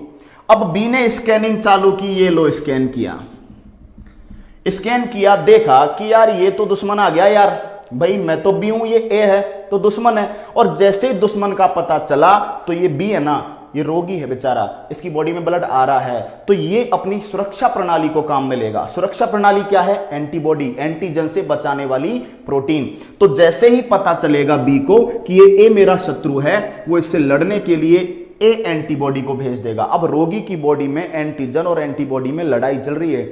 जब दोस्तों ऐसी लड़ाई होती है ना, तो हमारी जो रुधिर वाहिनियां हैं, धमनी और शिराएं हैं, वो सिकुड़ कर पिचक जाती है, और वो पिचक जाती है तो दोस्तों ब्लड का फ्लो बंद हो जाता है और हमारी जान पर बनाती है, जानलेवा साबित हो सकता है। तो दोस्तों यहां से एक बात समझ में आ गई यार कि खुद का ब्लड खुद ब्लड ग्रुप को दे सकते हो, यानी ए का ब्लड ए को, बी का ब्लड बी को, ए बी का ब्लड ए बी को, और ओ का ब्लड आप ओ को दे सकते हो। यहां तो कोई प्रॉब्लम नहीं है। चलिए अब बात को और आगे बढ़ाते हैं कि और किसका ब्लड किसको दे सकते हैं। देखिए दोस्तों, आपने दो नाम सुने होंगे, एक सुना होगा सर्वग्राही और एक सुना होगा सर्वदाता। दोस्तों ए बी को कहते हैं सर्वग्राही और ओ को कहते हैं सर्वदाता। मैं बताता हूं आपको वजह क्या है। दोस्तों वजह बता रहा हूं आपको कि मान लीजिए ए का ब्लड हमने चढ़ाया किसको, हमने चढ़ाया ए बी को। अब ए बी ने स्कैन किया, ए बी ने देखा कि भाई मेरे पास तो ए बी है और ये तो ए है, ये तो दुश्मन है। अब ए बी को पता चल गया कि मेरी बॉडी में दुश्मन आया है, लेकिन मैं लड़ने के लिए जाऊंगा तो मेरे पास एंटीबॉडी होनी चाहिए, क्योंकि मैं यदि किसी से अपनी सुरक्षा करूंगा तो मेरे पास एंटीबॉडी होनी चाहिए। लेकिन ए बी जब अपनी सुरक्षा करने निकलेगा तो इसके पास एंटीबॉडी नहीं है, और एंटीबॉडी नहीं है तो ये आने वाले किसी भी व्यक्ति का विरोध नहीं कर सकता, इसके पास लड़ने के लिए, अपनी सुरक्षा के लिए हथियार मौजूद नहीं है। तो दोस्तों इसीलिए ए बी ब्लड ग्रुप जो होता है वह सभी ब्लड ग्रुप्स का वेलकम करता है। क्यों? क्योंकि इसके पास किसी का विरोध करने के लिए कुछ भी नहीं है। तो याद रखिएगा, ए बी ब्लड ग्रुप ऐसा जो सभी से ब्लड ले सकता है, और सभी से ब्लड जो ले ले उसे सर्वग्राही कहते हैं। सर्वग्राही क्यों है? क्योंकि दोस्तों ए बी जो ब्लड ग्रुप है उसके पास अपने एंटीबॉडीज नहीं होते हैं। तो मैं जहां तक मानता हूं बात आपके समझ में आ रही होगी। अब दोस्तों ओ ब्लड ग्रुप को क्यों कहा सर्वदाता? सर्वदाता वो जो सबको दे। कैसे? मान लीजिए ओ का ब्लड चढ़ाया बी को, ओ का ही ब्लड चढ़ाया ए को। अब ए स्कैन कर रहा है कि देखता हूं इसके पास कोई हथियार वथियार है या नहीं, मेरे को नुकसान तो नहीं पहुंचा देगा। तो ए ने स्कैन करके देखा, कुछ नहीं मिला। बी ने भी स्कैन करके देखा, कुछ नहीं मिला। सामने वाले के पास हथियार ही नहीं है, और सामने वाले के पास हथियार नहीं है तो इसको घर में आने से कौन रोकेगा? ये तो व्हाइट कॉलर वाला आदमी है, सज्जन आदमी है, सरेंडर करके आ रहा है हाथ खड़े करके, हथियार ही नहीं है इसके पास। हथियार नहीं है तो ए को कोई रोकेगा क्या? नहीं रोकेगा। कभी ऐसा हुआ है कि आप किसी भी मॉल में जा रहे हो, वहां पर आपकी चेकिंग करके देखा, आपके पास कुछ भी नुकसान देने वाली चीज नहीं मिली तो आपको बाहर भगा दिया? नहीं, आपको मॉल में जाने देते हैं। क्यों? क्योंकि भाई आपसे किसी को नुकसान नहीं है। तो याद रखिएगा, ओ किसी को खतरा नहीं पहुंचाता, इसलिए ओ का सब वेलकम करते हैं। और ए भी ऐसा है, इसके पास कोई भी आ जाए ये किसी का विरोध नहीं कर सकता, क्योंकि इसके पास एंटीबॉडी नहीं है। तो दोस्तों बात समझ में आई? क्या समझ में आई? कि ए बी तो सबसे लेता है और ओ सबको देता है। अब इसके लिए हम एक चार्ट बना के चलते हैं। मान लीजिए आपसे पूछा कि बी ब्लड ग्रुप वाला जो एक रोगी है वो भैया घायल हो गया है, हॉस्पिटल में एडमिट है, उसे ब्लड की जरूरत है, बताइए उसे कौन कौन ब्लड देंगे? तो दोस्तों एक बात पे गौर करो यार कि बी है ना, तो बी तो देगा। तो बी यदि ब्लड ग्रुप वाला एक व्यक्ति हॉस्पिटल में एडमिट है तो दोस्तों उसे बी ग्रुप वाला तो दे सकता है, कोई प्रॉब्लम ही नहीं है। लेकिन बी के अलावा कोई और है क्या जो दे सकता है? दोस्तों जहां तक है तुरंत आपके दिमाग में आ रहा होगा ओ, क्योंकि ओ ऐसा ब्लड ग्रुप है जो सबको ब्लड देता है। अब मैं एक चार्ट तैयार करवा रहा हूं, देखिए ये चार्ट आपकी सारी प्रॉब्लम सॉल्व कर देगा। ये चार्ट आप याद करिए, सारी प्रॉब्लम सॉल्व कर देगा। यदि आपको कभी भी ब्लड ग्रुप पढ़ने में दिक्कत आई हो तो आज ये दिक्कत आपकी सॉल्व हो जाएगी, ये मेरा आपसे वादा है। दोस्तों देखिए ए को ब्लड देता है, ए से ब्लड लेता है, ये दोनों चोंच का क्या मतलब है, इधर ए दे रहा है, इधर ले रहा है। तो ए को ब्लड देता है, ए को ब्लड ए से ब्लड लेता है। बी को ब्लड देता है, बी से ब्लड लेता है। ओ से ब्लड लेता है, ओ को ब्लड दे सकता है। और ए बी से ब्लड ले सकता है, ए बी को ब्लड दे सकता है। दोबारा देखिए, ए को ब्लड दे सकता है, ए से ब्लड ले सकता है। बी को ब्लड दे सकता है, बी से ले सकता है। ए बी को दे सकता है, ए बी से ले सकता है। और ओ को दे सकता है, ओ से ले सकता है। ये बात हमने नोट की। देखिए दोस्तों, अब बात करते हैं हम लोग, बिल्कुल लता कुमारी जी, ए बी ब्लड ग्रुप जो है सर्वग्राही है, सबसे ले सकता है। Sanjay Meena, very good evening. दोस्तों अब गौर करिए, यहां पर देखो, ए ने ए को दे दिया, ए से ले लिया, बी ने बी को दे दिया, बी से ले लिया, ओ ने ओ को दे दिया, ओ से ले लिया, ए बी ने ए बी को दे दिया, ए बी से ले लिया। बात को और आगे बढ़ाते हैं। देखो अब भैया सारे तीर है ना, जितने भी तीर है सब ऊपर की साइड छोड़ दो आप, ये ध्यान रखना है। ये चारों बनाने के बाद सारे तीर आपको ऊपर छोड़ देने हैं। और देखिए ऐसे, ये लीजिए भाई, सारे तीर ऊपर छोड़ देने हैं। ये डायग्राम बनाना सीख लेना अच्छे से कि पहले ए बी और ओ सब बना लेना है, फिर आपको सारे तीर ओ से छोड़ देने हैं ए बी की तरफ। अब देखो ये डायग्राम आपको दिख रहा होगा, इस डायग्राम में पढ़ना सीख लीजिए कैसे पढ़ना है। दोस्तों यदि तीर की चोंच, तीर का नुकीला भाग आपकी साइड आ रहा है तो आप ब्लड ले रहे हो, और यदि तीर आपकी साइड से जा रहा है तो आप ब्लड दे रहे हो। ये याद रखना है, ये बहुत बेसिक फंडा है। तीर आपकी साइड से आ रहा है तो ब्लड, तीर आपकी साइड आ रहा है तो ब्लड ले रहे हो, तीर आपकी साइड से जा रहा है तो आप ब्लड को क्या कर रहे हो, दे रहे हो। देखिए दोस्तों, हमसे क्वेश्चन पूछा कि ए घायल है, जल्दी से जल्दी जवाब दे दो मुझे इस क्वेश्चन का। ए व्यक्ति घायल है और हॉस्पिटल में एडमिट है, तो बताइए मुझे ए को ब्लड कौन कौन देगा, कौन कौन आदमी ऐसे हैं जो ए को बचा लेंगे, बताइए जल्दी से जल्दी। यदि आपको मेरी बात समझ में आ रही हो तो जल्दी से जल्दी बताइए। इससे इजी तरीका ब्लड ग्रुप को पता लगाने का नहीं मिलेगा आपको, ये मेरा वादा है। बताइए भाई जल्दी से जल्दी, ए घायल है, जल्दी से जल्दी अपने आंसर दे दीजिए। ए ब्लड ग्रुप वाला व्यक्ति हॉस्पिटल में एडमिट है, हम उसके लिए चाहते हैं कि ब्लड की सप्लाई करें, तो हम कौन सा ब्लड ग्रुप ढूंढेंगे, जल्दी से जल्दी बता दो, आंसर्स दे दो। बिल्कुल अजय राणा जी, बिल्कुल मजा आ गया। हरीश शर्मा उनियारा जी, मजा आ गया। कुमार महेश, गड़बड़ी कर दी यार, ए को क्यों खा गए भाई, ए को ए तो देता ही है ना, ओ तो सबको देता है, मान लिया आपकी बात, लेकिन ए को ए तो देगा, वहां तो दिक्कत ही नहीं होनी चाहिए। आपको कंसेप्ट क्लियर करिए। लता कुमारी जी, ए को ए दे सकता है, लेकिन एक बात और पता है हमें कि ओ सबको दे सकता है। अब देखिए मैं आपको डायग्राम में बताता हूं, डायग्राम से कैसे समझोगे। ए घायल है दोस्तों, ए कैसे घायल हो गया, देखिए ये रहा ए। हम देख रहे हैं कि ए को एक तो दे रहा है ओ, मैंने आपको तरीका बताया था, चोंच आपकी साइड आ रही है तो ब्लड ले रहे हो, चोंच आपकी साइड से जा रही है तो ब्लड दे रहे हो। देखिए दोस्तों समझ लो भैया, ये चोंच आ गई, इधर ये भी चोंच आ गई, ये ए की आ रही है और ये एक ओ की आ रही है। इसका मतलब क्या पता चल गया कि ए को दो लोग ब्लड देंगे, एक तो ओ देगा और एक क्या देगा, ए देगा। तो दोस्तों इस ए वाले व्यक्ति जो घायल हो गया बेचारा, इसको ए बचाएगा और ओ बचाएगा। अब जल्दी से जल्दी बता दो, ओ ब्लड वाला व्यक्ति घायल पड़ा है, ओ वाला बता दो, जल्दी से जल्दी आंसर कर दो। ओ ब्लड ग्रुप वाला व्यक्ति जो है वो घायल पड़ा है हॉस्पिटल में, अब उसको कैसे बचाओगे यार, बचा दो, जल्दी से जल्दी बता दो, बता दो। 2 मिनट शेष हैं, समय का पता ही नहीं चला। तो दोस्तों जल्दी से जल्दी बता दो और इस कंसेप्ट को क्लियर करो। कल हम आरएस फैक्टर की बात करेंगे, कल ये भी जान लेंगे कि प्लस माइनस का लफड़ा क्या है, ओ पॉजिटिव क्या है, ओ नेगेटिव क्या है। डोंट वरी, सब कुछ छपा के भेजूंगा आपको, आपको बस मेहनत करनी है और ज्यादा से ज्यादा आपको मेहनत करनी है, जुड़े रहना है। बताइए, ओ को घायल कर दिया गया है, वो एक्सीडेंट में घायल हो गया बेचारा, कौन बचाएगा? हाँ भाई, सबका आंसर, मजा आ गया, सबका आंसर ओ, बिल्कुल सही बात है। यदि आप सबके आंसर सही है, इसका मतलब यही है कि आपको बात समझ में आ चुकी है। दोस्तों डायग्राम ये ब्लड ग्रुप का रामबाण है, ब्लड ग्रुप का ऐसा तोड़ है जिसका कहीं पर कोई भी अपवाद नहीं है। अब आरएस फैक्टर का तोड़ कल मैं आपके सामने लेके आऊंगा, देसी से देसी जुगाड़। आप में से जितने भी लोग देख रहे होंगे एक एक क्वेश्चन को सेकंडों के अंदर हल करोगे यदि ब्लड ग्रुप का कंसेप्ट आपके सामने आता है। तो दोस्तों मजा आ रहा है कि नहीं आ रहा है क्लास में, जल्दी से जल्दी बता दो ताकि जल्दी से लोग बात करें। और अब जीके के लिए यादव जी आपसे मिलने वाले हैं। तो दोस्तों मैथ्स की मैराथन क्लास का और हिंदी की क्लास का भी आपको ध्यान रखना है और शेयर करते रहिए। जल्दी से जल्दी आप सब लोगों को बताओ, अपना आंसर दो भाई। मजा आ रहा है कि नहीं आ रहा क्लास में? चलिए वेरी गुड वेरी गुड। चलो भाई कल फिर मुलाकात करेंगे, अलविदा। अभी जीके पढ़िए। नमस्कार।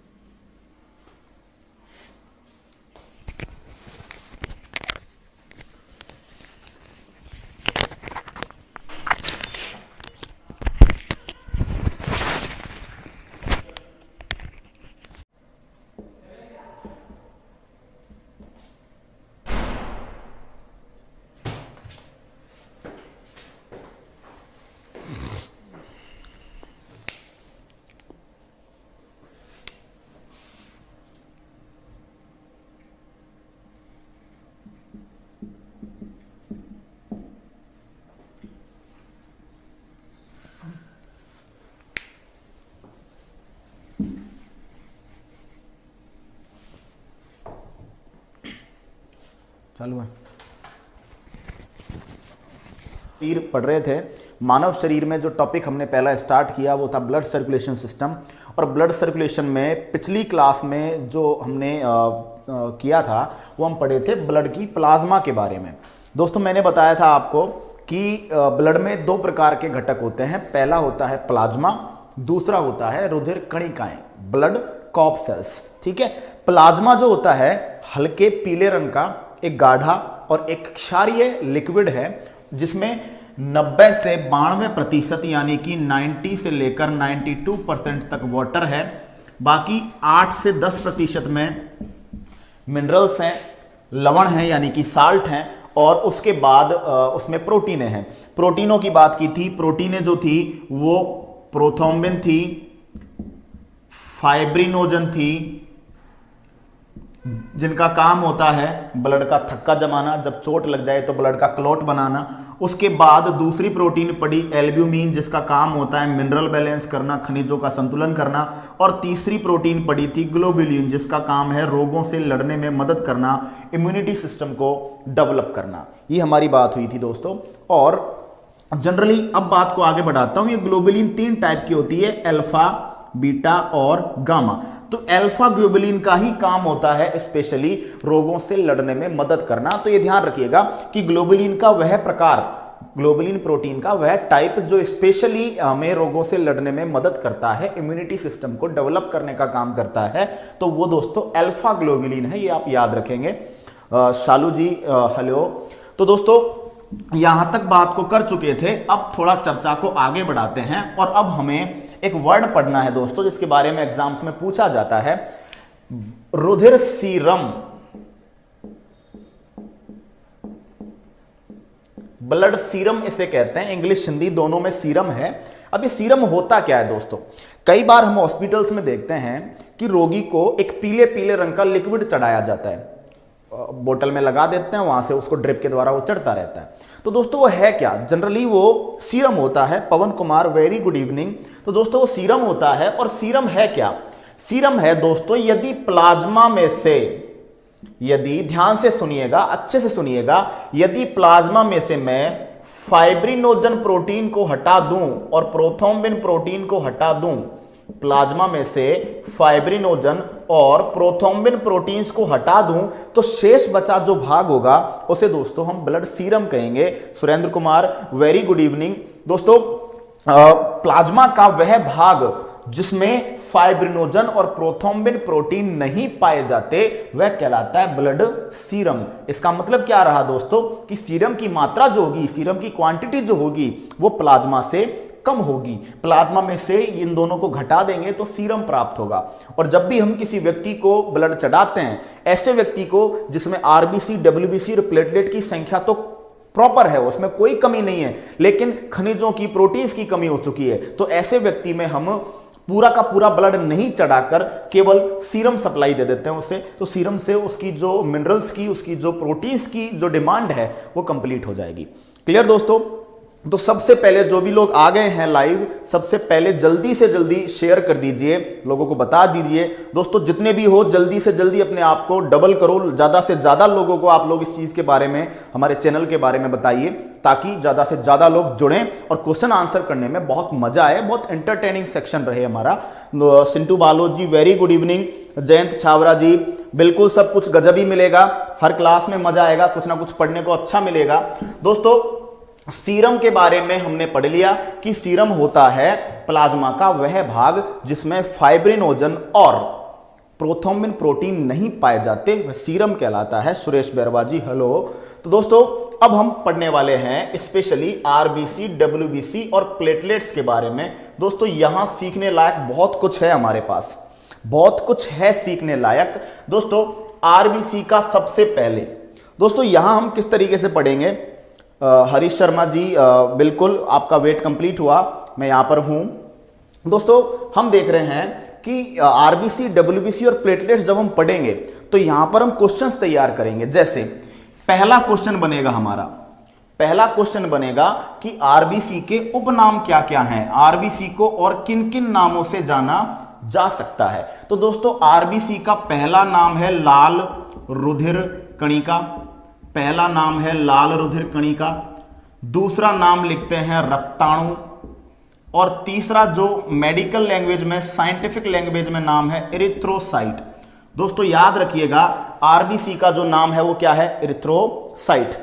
बिल्कुल जयंत छावरा जी आपकी बात जल्दी पूरी हो, और हम लोग बहुत मेहनत कर रहे हैं, आप लोग भी हमारे साथ मेहनत कीजिए, पक्का ये चैनल बहुत आगे जाने वाला है। दोस्तों हम लोग देख रहे हैं आरबीसी का जो उपनाम है लाल रुधिर कणिका, रक्ताणु और erythrocyte. Question number second, question number second दोस्तों एक एक जगह से क्वेश्चन करना है, अपने आप को तैयार कर लीजिए, एक एक क्वेश्चन आप खुद बनाओगे।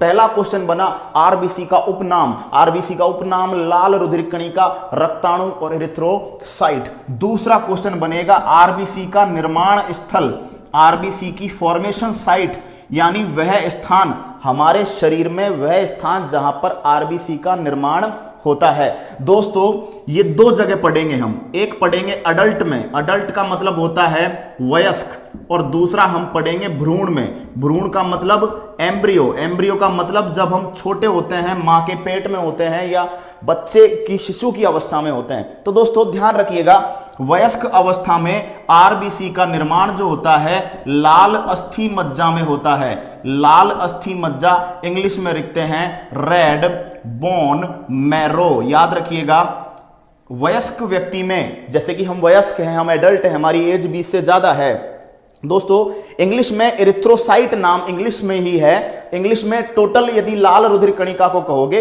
तो रेड ब्लड कॉर्प सेल्स कहेंगे। रेड ब्लड, रेड का मतलब लाल, ब्लड का मतलब रुधिर, और कॉर्प सेल्स का मतलब हम लिखते हैं कणिकाएं। याद रखिएगा।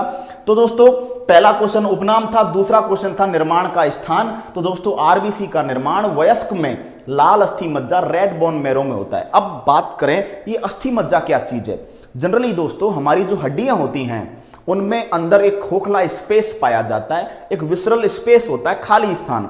उस खाली स्थान को हम बोन मैरो कहते हैं। बोन मैरो दो टाइप की होती है, लाल और पीली, red bone marrow and yellow bone marrow. तो रेड बोन मैरो जो होती है उसमें निर्माण होता है आरबीसी का, और जो येलो बोन मैरो है, जो पीली अस्थि मज्जा है, उसमें निर्माण होगा दोस्तों डब्ल्यूबीसी का। तो फिलहाल आरबीसी की बात कर रहे हैं। अब वयस्क में तो आरबीसी बन गई रेड बोन मैरो में, लेकिन जो भ्रूण है, जो मां के पेट में बच्चा है, उसमें हड्डियां नहीं बनी हुई, और हड्डियां नहीं बनी हुई तो हड्डियां ही नहीं है, अस्थियां ही नहीं है, तो बोन मैरो कहां से आएगा।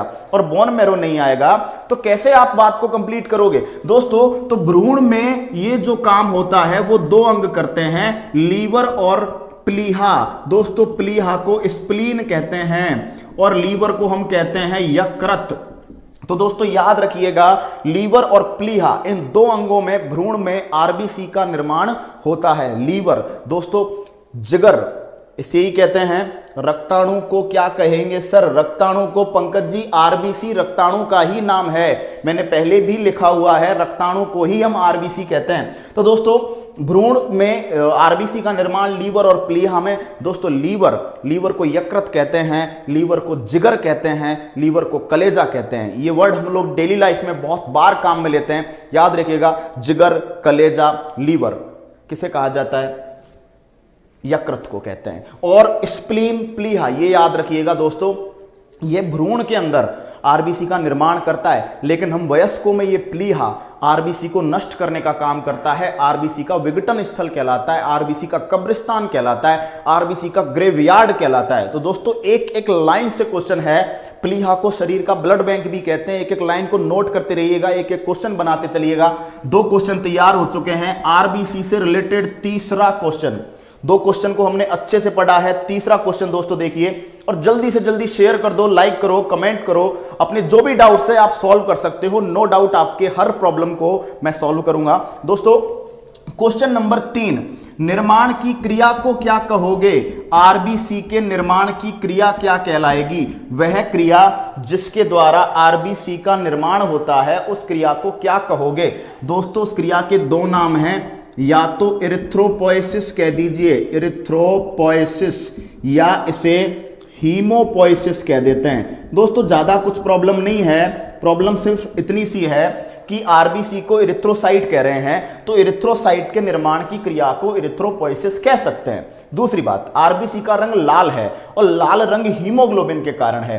तो दोस्तों हीमोग्लोबिन आरबीसी में होता है, इसलिए आरबीसी के निर्माण की क्रिया को आप हीमोपोएसिस भी कह पाओगे, यहां पर कोई प्रॉब्लम नहीं है। और क्वेश्चन नंबर 4, आरबीसी की संख्या कितनी होती है? दोस्तों आरबीसी की संख्या, तो आरबीसी की जो संख्या है वो पुरुष में, पुरुष की बात की जाए, एक पुरुष में 50 से 55 लाख, 50 से 55 लाख प्रति घन एमएम, घन एमएम का मतलब है घन मिलीमीटर, प्रति घन मिलीमीटर में एक पुरुष में आरबीसी की संख्या 50 से 55 लाख होती है, जबकि महिला में यह संख्या थोड़ी कम होती है, लगभग 45 से 50 लाख। तो दोस्तों याद रखिएगा, जो नेक्स्ट क्वेश्चन आया, Satveer Yadav ji very good evening. Next question जो हमारा तैयार हुआ वो हुआ कि भाई आरबीसी के निर्माण की क्रिया, तो आरबीसी के निर्माण की क्रिया को इरिथ्रोपोएसिस या हीमोपोएसिस कहा। और आरबीसी की संख्या कितनी है हमारे अंदर? तो दोस्तों आरबीसी की जो संख्या है पुरुष में 50 से 55 लाख प्रति घन मिलीमीटर है, और महिला में 45 से 50 लाख प्रति घन मिलीमीटर है। दोस्तों संख्या के बाद नेक्स्ट क्वेश्चन आएगा नंबर 5। नंबर 5 क्वेश्चन आएगा दोस्तों, आरबीसी का जीवन काल कितना होता है? आरबीसी का लाइफ स्पान कितने दिन का होता है, यानी कि ये आरबीसी की उम्र कितनी होती है? तो दोस्तों मनुष्य में आरबीसी की जो उम्र होती है 120 दिन की होती है। ये पटवार प्री एग्जाम में राजस्थान में आया था। इसके अलावा कई सारी एग्जाम्स में क्वेश्चन आया हुआ है कि आरबीसी की जो उम्र है वो कितनी है दोस्तों। तो मनुष्यों में जो आरबीसी की उम्र है वो है दोस्तों 120 दिन की। तो दोस्तों एक एक क्वेश्चन हम लोग पढ़ते जा रहे हैं। इस क्वेश्चन के बाद नेक्स्ट क्वेश्चन पे हम जाते हैं दोस्तों। नेक्स्ट क्वेश्चन पे जाते हैं कि हमारी जो आरबीसी है, क्या हमारी आरबीसी में केंद्रक पाया जाता है क्या? दोस्तों केंद्रक क्या होता है? सोनम चौधरी हेलो। तो दोस्तों हमारा नेक्स्ट क्वेश्चन बनता है कि आरबीसी में केंद्रक होता है क्या? केंद्रक क्या है दोस्तों? केंद्रक को बोलते हैं न्यूक्लियस, कोशिका की कंट्रोलर यूनिट जो होती है, कोशिका पर नियंत्रण करने वाली जो इकाई होती है उसे हम केंद्रक कहते हैं। और ये याद रखिएगा, स्तनधारियों की आरबीसी, स्तनधारियों की आरबीसी में केंद्रक नहीं होता। स्तनधारियों की आरबीसी में क्या नहीं पाया जाता? केंद्रक। स्तनधारी कौन होते हैं? स्तनधारी वे होते हैं जिनमें स्तन ग्रंथियां पाई जाती है, जिनमें महिलाएं अपने बच्चों के पालन पोषण के लिए दुग्ध का उत्पादन करती हैं। वे सभी प्राणी स्तनधारी प्राणी कहलाते हैं, और मनुष्य भी उनमें से एक है। लेकिन ये ध्यान रखिएगा, सभी स्तनधारियों की आरबीसी में केंद्रक नहीं होता, लेकिन 3 स्तनधारी यहां पर अपवाद के रूप में है, जिनसे बार बार क्वेश्चन एग्जाम में पूछा जाता है। ऊंट, एक लामा और एक जिराफ। ये याद रखिएगा, ऊंट, लामा और जिराफ, इन तीनों की आरबीसी में केंद्रक जो होता है वह पाया जाता है। ये याद रखिएगा, किसी की भी आरबीसी में केंद्रक नहीं होता स्तनधारी में, लेकिन ऊंट, लामा और जिराफ। इनके अलावा एक और बता देता हूं आपको, मेंढक। मेंढक की आरबीसी में भी केंद्रक पाया जाता है। तो दोस्तों एक एक क्वेश्चन तैयार हुआ। क्या आपको समझ में आ रहा है? जिन जिन लोगों को समझ में आ रहा है, क्लास में मजा आ रहा है, थम्स अप कीजिए। अब अंगूठे को उठाइए, लाइक करिए, आप दिखाइए मुझे ताकि मेरा हौसला बढ़े। आपको समझ में आ रहा है, मजा आ रहा है क्लास में? दोस्तों जहां तक मानता हूं आपको बहुत मजा आ रहा होगा, तो बताइए, आप लोग शेयर कीजिए अपनी बातें और अपने दोस्तों को बताइए ताकि ज्यादा से ज्यादा लोग जुड़ें। ज्यादा से ज्यादा शेयर करो, अपनी संख्या को जल्दी से जल्दी डबल दोस्तों आप करोगे।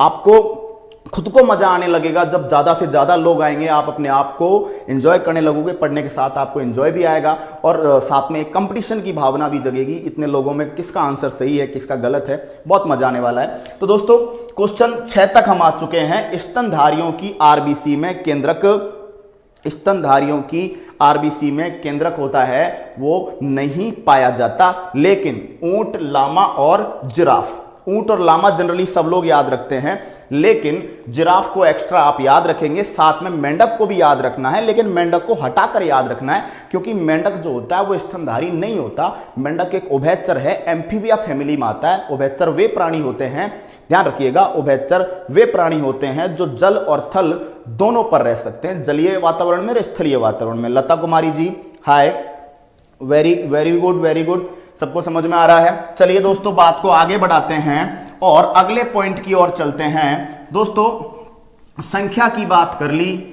निर्माण स्थल की बात कर ली, जीवन काल की बात कर ली, अब थोड़ा और आगे बात को बढ़ाते हैं। दोस्तों आरबीसी की आकृति कैसी होती है?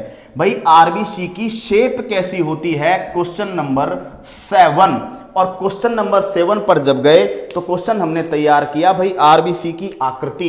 तो दोस्तों आरबीसी की जो आकृति होती है वो डंबलाकार होती है, डंबल शेप होती है। आरबीसी की आकृति डंबलाकार, और डंबलाकार होती है तो दोस्तों डंबल ऐसे बनता है, डंबलाकार, डंबल की शेप में होती है।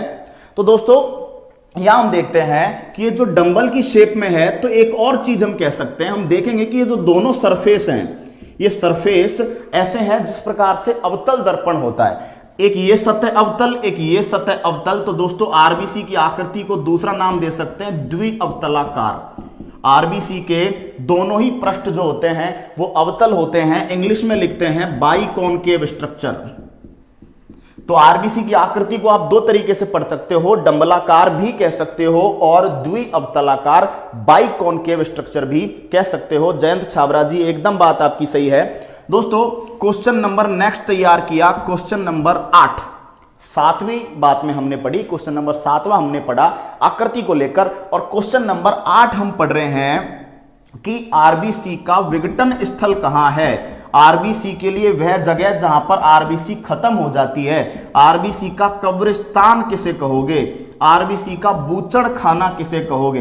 दोस्तों बूचड़ खाना शब्द किसको बोलते हैं? बूचड़ खाना जनरली ये जो शब्द है ये फेमस किया था योगी आदित्यनाथ जी ने, जिन्होंने आते ही जब वो सीएम बने थे उन्होंने बोला था कि यूपी में जितने भी अवैध बूचड़ खाने हैं उन्हें बंद कीजिए। तो बूचड़ खाना होता है स्लॉटर हाउस। स्लॉटर हाउस में क्या होता है, गाय भैंस जनरली मवेशियों की कटाई फसाई की जाती है, कसाई घर कह सकते हो एक तरीके से। तो दोस्तों जो बूचड़ खाना है ये वो जगह है जहां पर आरबीसी की कटाई फसाई कर दी जाती है, आरबीसी को विघटित कर दिया जाता है। और आरबीसी जब विघटित करती है तो दोस्तों आरबीसी वापस मुक्त कर देती है हीमोग्लोबिन। लेकिन ये काम किस जगह होगा? दोस्तों ये काम होगा प्लीहा। प्लीहा के बारे में बोल चुका हूं, तिल्ली भी कहते हैं और प्लीहा को स्प्लीन भी कहते हैं और प्लीहा को शरीर का ब्लड बैंक भी कहा जाता है, याद रखिएगा। जयंत छाबरा जी एकदम बात सही है, काफी अच्छा आपने पढ़ा हुआ है। तो दोस्तों आरबीसी का विघटन स्थल कब्रिस्तान हमने कह दिया, प्लीहा को कह दिया। अब दूसरी बात करते हैं कि भाई आरबीसी का रंग कैसा होगा। क्वेश्चन नंबर 9 पे हम गए, आरबीसी से रिलेटेड क्वेश्चन नंबर 9 पढ़ा और क्वेश्चन नंबर 9 कह रहा है कि भाई आरबीसी का रंग कैसा है। तो दोस्तों आरबीसी का रंग है लाल, लेकिन लाल किसके कारण है? दोस्तों लाल है हीमोग्लोबिन के कारण। दोस्तों क्लास में एंजॉय कीजिए, आपको एक से एक डाटा मिलने वाला है। आरबीसी जो है वो जिसका लाल रंग है वो हीमोग्लोबिन के कारण है, और हीमोग्लोबिन के कारण आरबीसी रेड कलर की हो गई। दोस्तों क्वेश्चन नंबर 10 कह रहा है, क्वेश्चन नंबर 10 में हम बात करेंगे, वह यंत्र बताओ जो आरबीसी की संख्या मापता है। वह यंत्र जो आरबीसी की संख्या को माप लेता है, उस यंत्र का नाम क्या है। दोस्तों पवन पीपल खेरा जी, बिल्कुल बात आपकी सही है। Sonam Chaudhary, thank you so much, आप सब लोगों को उत्साहित कर रहे हो। दोस्तों बिल्कुल शेयर कीजिए, जल्दी से जल्दी लोगों को बताइए, बहुत मजा आने वाला है। दोस्तों 10th क्वेश्चन कह रहा है आरबीसी की संख्या मापने वाला यंत्र। दोस्तों आरबीसी की संख्या मापता है हीमोसाइटोमीटर। याद रखिएगा, वह यंत्र जो आरबीसी की संख्या माप देता है उसका नाम है हीमोसाइटोमीटर। आरबीसी की संख्या मापक यंत्र हीमोसाइटोमीटर अच्छे से याद रखना है। नेक्स्ट क्वेश्चन कर रहे हैं, क्वेश्चन नंबर 11। दोस्तों क्या आपको बात समझ में आ रही है? क्वेश्चन नंबर 10 तक कहीं पर प्रॉब्लम है? आरबीसी से रिलेटेड क्वेश्चन नंबर 10 तक हम जा चुके हैं। दोस्तों क्वेश्चन नंबर 11 हमसे कह रहा है कि भाई संसार में सबसे बड़ी आरबीसी किसकी है, सबसे छोटी आरबीसी किसकी है, ये बताइए। तो क्वेश्चन नंबर 10 तक हम बात कर चुके हैं। मैं जहां तक है बहुत अच्छे से एक्सप्लेन कर पा रहा हूं आपको। तो आपको जब भी लगे कोई चीज़ समझने में दिक्कत आए, आप वीडियो को फिर से देखें या कमेंट सेक्शन में कमेंट करें, मैं तुरंत एक्सप्लेन करूंगा। Nitesh Kumar ji, very good evening. दोस्तों क्वेश्चन नंबर 11 कह रहा है कि सबसे बड़ी आरबीसी किसकी है, सबसे बड़ी आरबीसी। तो दोस्तों संसार में सबसे बड़ी जो आरबीसी है वो एम्फियूमा नाम का एक उभयचर है। उभयचर के बारे में बता चुका हूं, एम्फीबियंस बोलते हैं। एम्फीबियंस वो होते हैं जो जल और थल दोनों जगह पर रहे। तो दोस्तों सबसे बड़ी आरबीसी एम्फियूमा नाम के उभयचर की है और ये सबसे बड़ी है पूरे संसार में, पूरे जंतु जगत में। लेकिन यदि आपसे स्पेशली पूछे स्तनधारियों में सबसे बड़ी आरबीसी, भाई एक तो पूरे संसार में पूछे, एक आपसे पूछे स्तनधारियों में सबसे बड़ी आरबीसी किसकी होती है, तो दोस्तों याद रखिएगा स्तनधारियों में सबसे बड़ी आरबीसी जो होती है एलिफेंट की होती है, हाथी की होती है। तो संसार में सबसे बड़ी आरबीसी एम्फियूमा और स्तनधारियों में सबसे बड़ी आरबीसी जो होती है वो हाथी की होती है। अब आपसे पूछ रहा है सबसे छोटी आरबीसी बताइए। तो दोस्तों सबसे छोटी जो आरबीसी है, ये आरबीसी ये पाई जाती है कस्तूरी हिरण में। दोस्तों कस्तूरी हिरण को मस्क डीर बोलते हैं, मस्क बोलते हैं कस्तूरी को, एक ऐसा हिरण जिसकी नाभि में कस्तूरी पाई जाती है। और एक कस्तूरी हिरण दोस्तों अपने आप में एक स्तनधारी है। तो ये याद रखना है कि चाहे संसार में पूछ ले, चाहे आपसे स्तनधारी में पूछ ले, सबसे छोटी आरबीसी कस्तूरी हिरण में है। तो दोस्तों ये हमारा तैयार हुआ क्वेश्चन नंबर 11, सबसे बड़ी आरबीसी, सबसे छोटी आरबीसी और स्तनधारियों में सबसे बड़ी आरबीसी। दोस्तों इसके बाद क्वेश्चन नंबर 12 पर चलते हैं। क्वेश्चन नंबर 12 हमसे क्या कह रहा है? दोस्तों क्वेश्चन नंबर 12 कह रहा है कि यदि आप पहाड़ी क्षेत्र में चले जाओ तो आरबीसी की संख्या घट जाएगी कि बढ़ जाएगी, और आप सो जाओ तो आरबीसी की संख्या घट जाएगी कि बढ़ जाएगी। दोस्तों दोनों बहुत इंपॉर्टेंट क्वेश्चन है, अपने आप को बिल्कुल तैयार कर लीजिए। आप एक से एक कंटेंट हर क्लास में आपको ऐसा मिलने वाला है कि आपको हर लाइन कीमती लगेगी और हर लाइन को पढ़ने में आपको मजा आएगा और कुछ ना कुछ सीख के जाओगे आप। तो दोस्तों हम बात कर रहे हैं कि बताइए पहाड़ी क्षेत्र में या ऊंचाई पर क्या होगा, पहाड़ी क्षेत्र में या ऊंचाई पर क्या होगा और सोते समय क्या होगा, जब हम सो रहे हैं तब क्या होगा, आरबीसी की संख्या बढ़ेगी या घटेगी। तो दोस्तों याद रखिएगा, जैसे जैसे हम ऊंचाई पर जाते हैं वायु दाब में कमी आती है, एटमॉस्फेरिक प्रेशर कम होता है, यानी कि वायु की मात्रा कम हो जाती है, यानी कि ऑक्सीजन आपको कम मिलेगी, और ऑक्सीजन कम मिलेगी तो दोस्तों आरबीसी की संख्या हमें बढ़ानी पड़ेगी। तो दोस्तों हम लोग कह रहे हैं पहाड़ी क्षेत्र पर आरबीसी की संख्या जो होती है वो बढ़ जाती है। याद रखना है पहाड़ी क्षेत्र में, ऊंचाई पर आरबीसी की संख्या बढ़ जाएगी। लेकिन जब दोस्तों हम सोएंगे तो सोते समय अंगों को इतने ऑक्सीजन की आवश्यकता नहीं होती, तो आरबीसी की संख्या घट जाती है। और ऐसा कहते हैं कि आरबीसी का उत्पादन सोते समय 5% कम हो जाता है। यह भी हमें याद रखना है कि आरबीसी का उत्पादन सोते समय 5% क्या हो जाता है, कम हो जाता है। बिल्कुल बात आपकी सही है, सोते समय घट जाएगी। अमित कुमार जी एकदम सही बात है, सोनम जी आपने भी सही बात बोली है। तो दोस्तों सोते समय आरबीसी की संख्या होने वाली है कम। तो ये डाटा हमने पढ़ा। इसके बाद हम ये भी पढ़ेंगे दोस्तों कि जो आरबीसी होती है हमारी, वो यदि घट जाए बढ़ जाए तो कौन कौन सी बीमारियां हमें हो सकती हैं, और आरबीसी की कमी को क्या कहेंगे और आरबीसी की अधिकता को क्या कहेंगे। तो दोस्तों क्वेश्चन नंबर 12 तक हम जा चुके हैं। आरबीसी में क्वेश्चन नंबर 12 लगभग 15-16 लाइंस हम लोग पढ़ चुके हैं। तो दोस्तों क्वेश्चन नंबर 12 कह रहा है कि आरबीसी की कमी को क्या कह दोगे।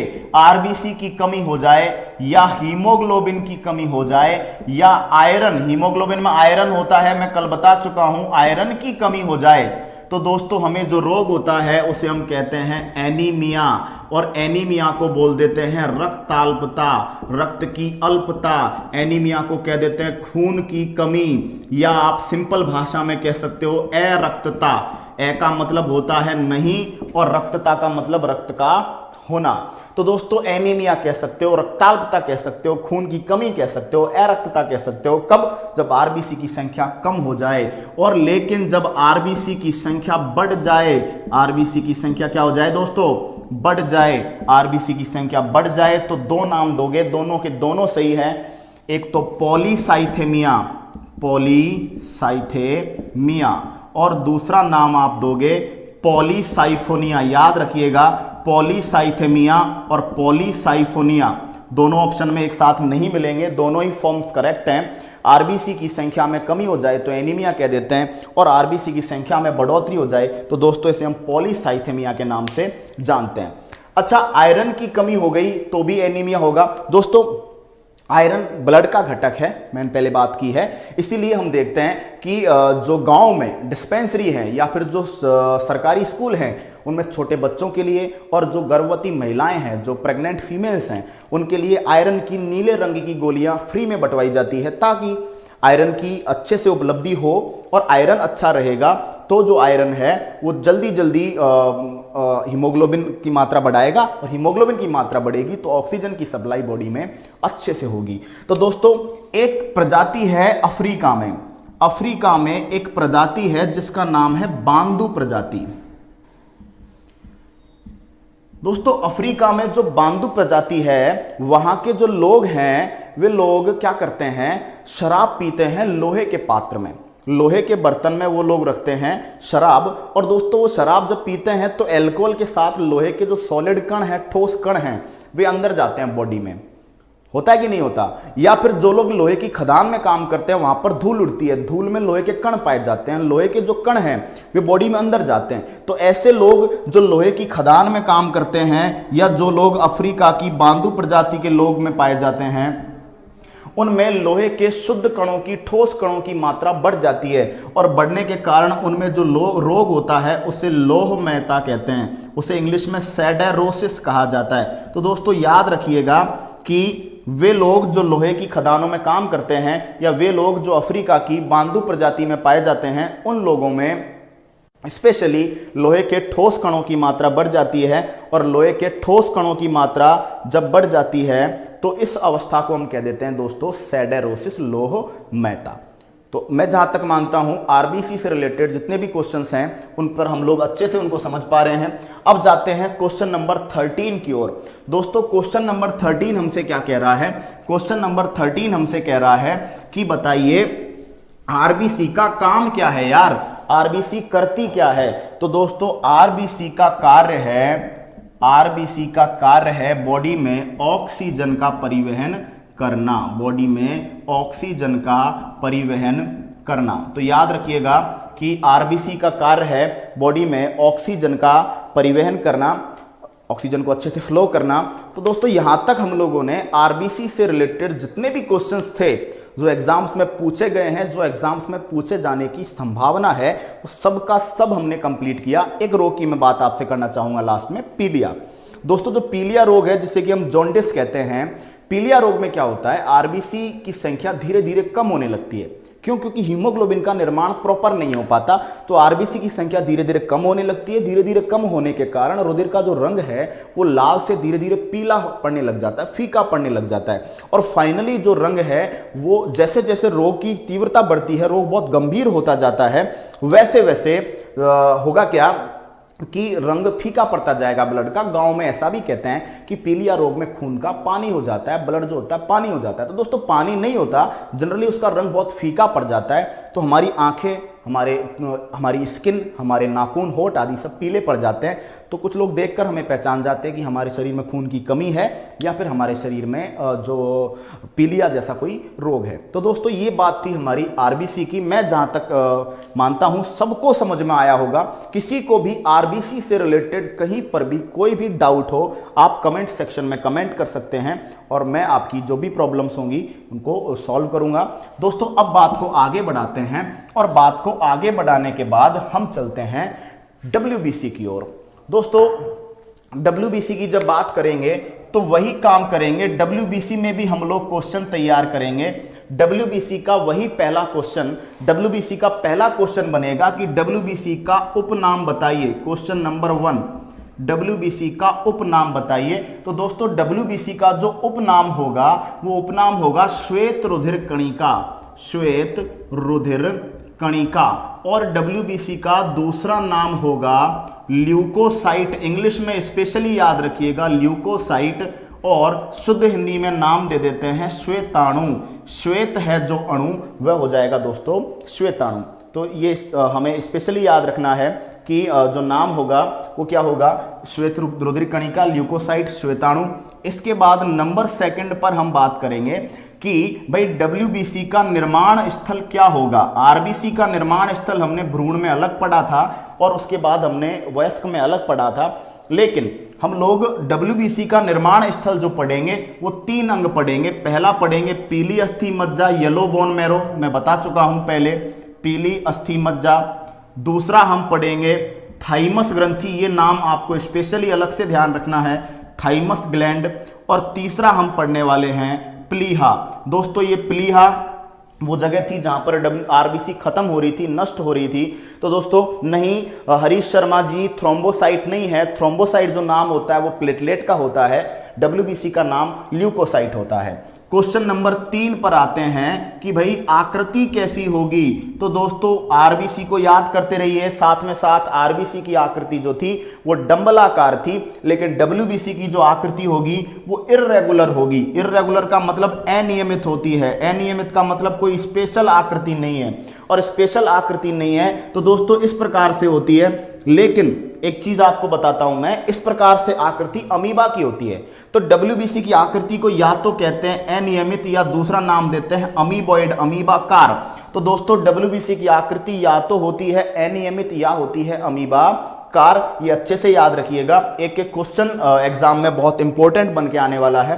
तो दोस्तों बात को और आगे बढ़ाते हैं और मैराथन क्लास का सर के ध्यान रखिएगा। मैथमेटिक्स की मैराथन क्लास है आपकी 8 बजे से एसएससी जीडी के लिए, तो याद रखिएगा, शेयर करिए ज़्यादा से ज़्यादा। दोस्तों उपनाम के बाद निर्माण स्थल के बाद आकृति, और हम बात करेंगे डब्ल्यूबीसी की संख्या। तो दोस्तों डब्ल्यूबीसी की संख्या जो होती है 6000 से 10,000 प्रति घन mm। 1 घन mm में डब्ल्यूबीसी की जो संख्या है 6000 से 10,000 के बीच है। ये संख्या दोस्तों ऊपर नीचे भी हो सकती है, थोड़ा बहुत आपको अलग अलग बुक में आप जब पढ़ेंगे ये संख्या ऊपर नीचे आपको मिल सकती है, कंफ्यूज नहीं होना है। संख्या जो है 6000 से 10,000 है डब्ल्यूबीसी की, जबकि आरबीसी की संख्या को साथ में साथ आप याद करिएगा।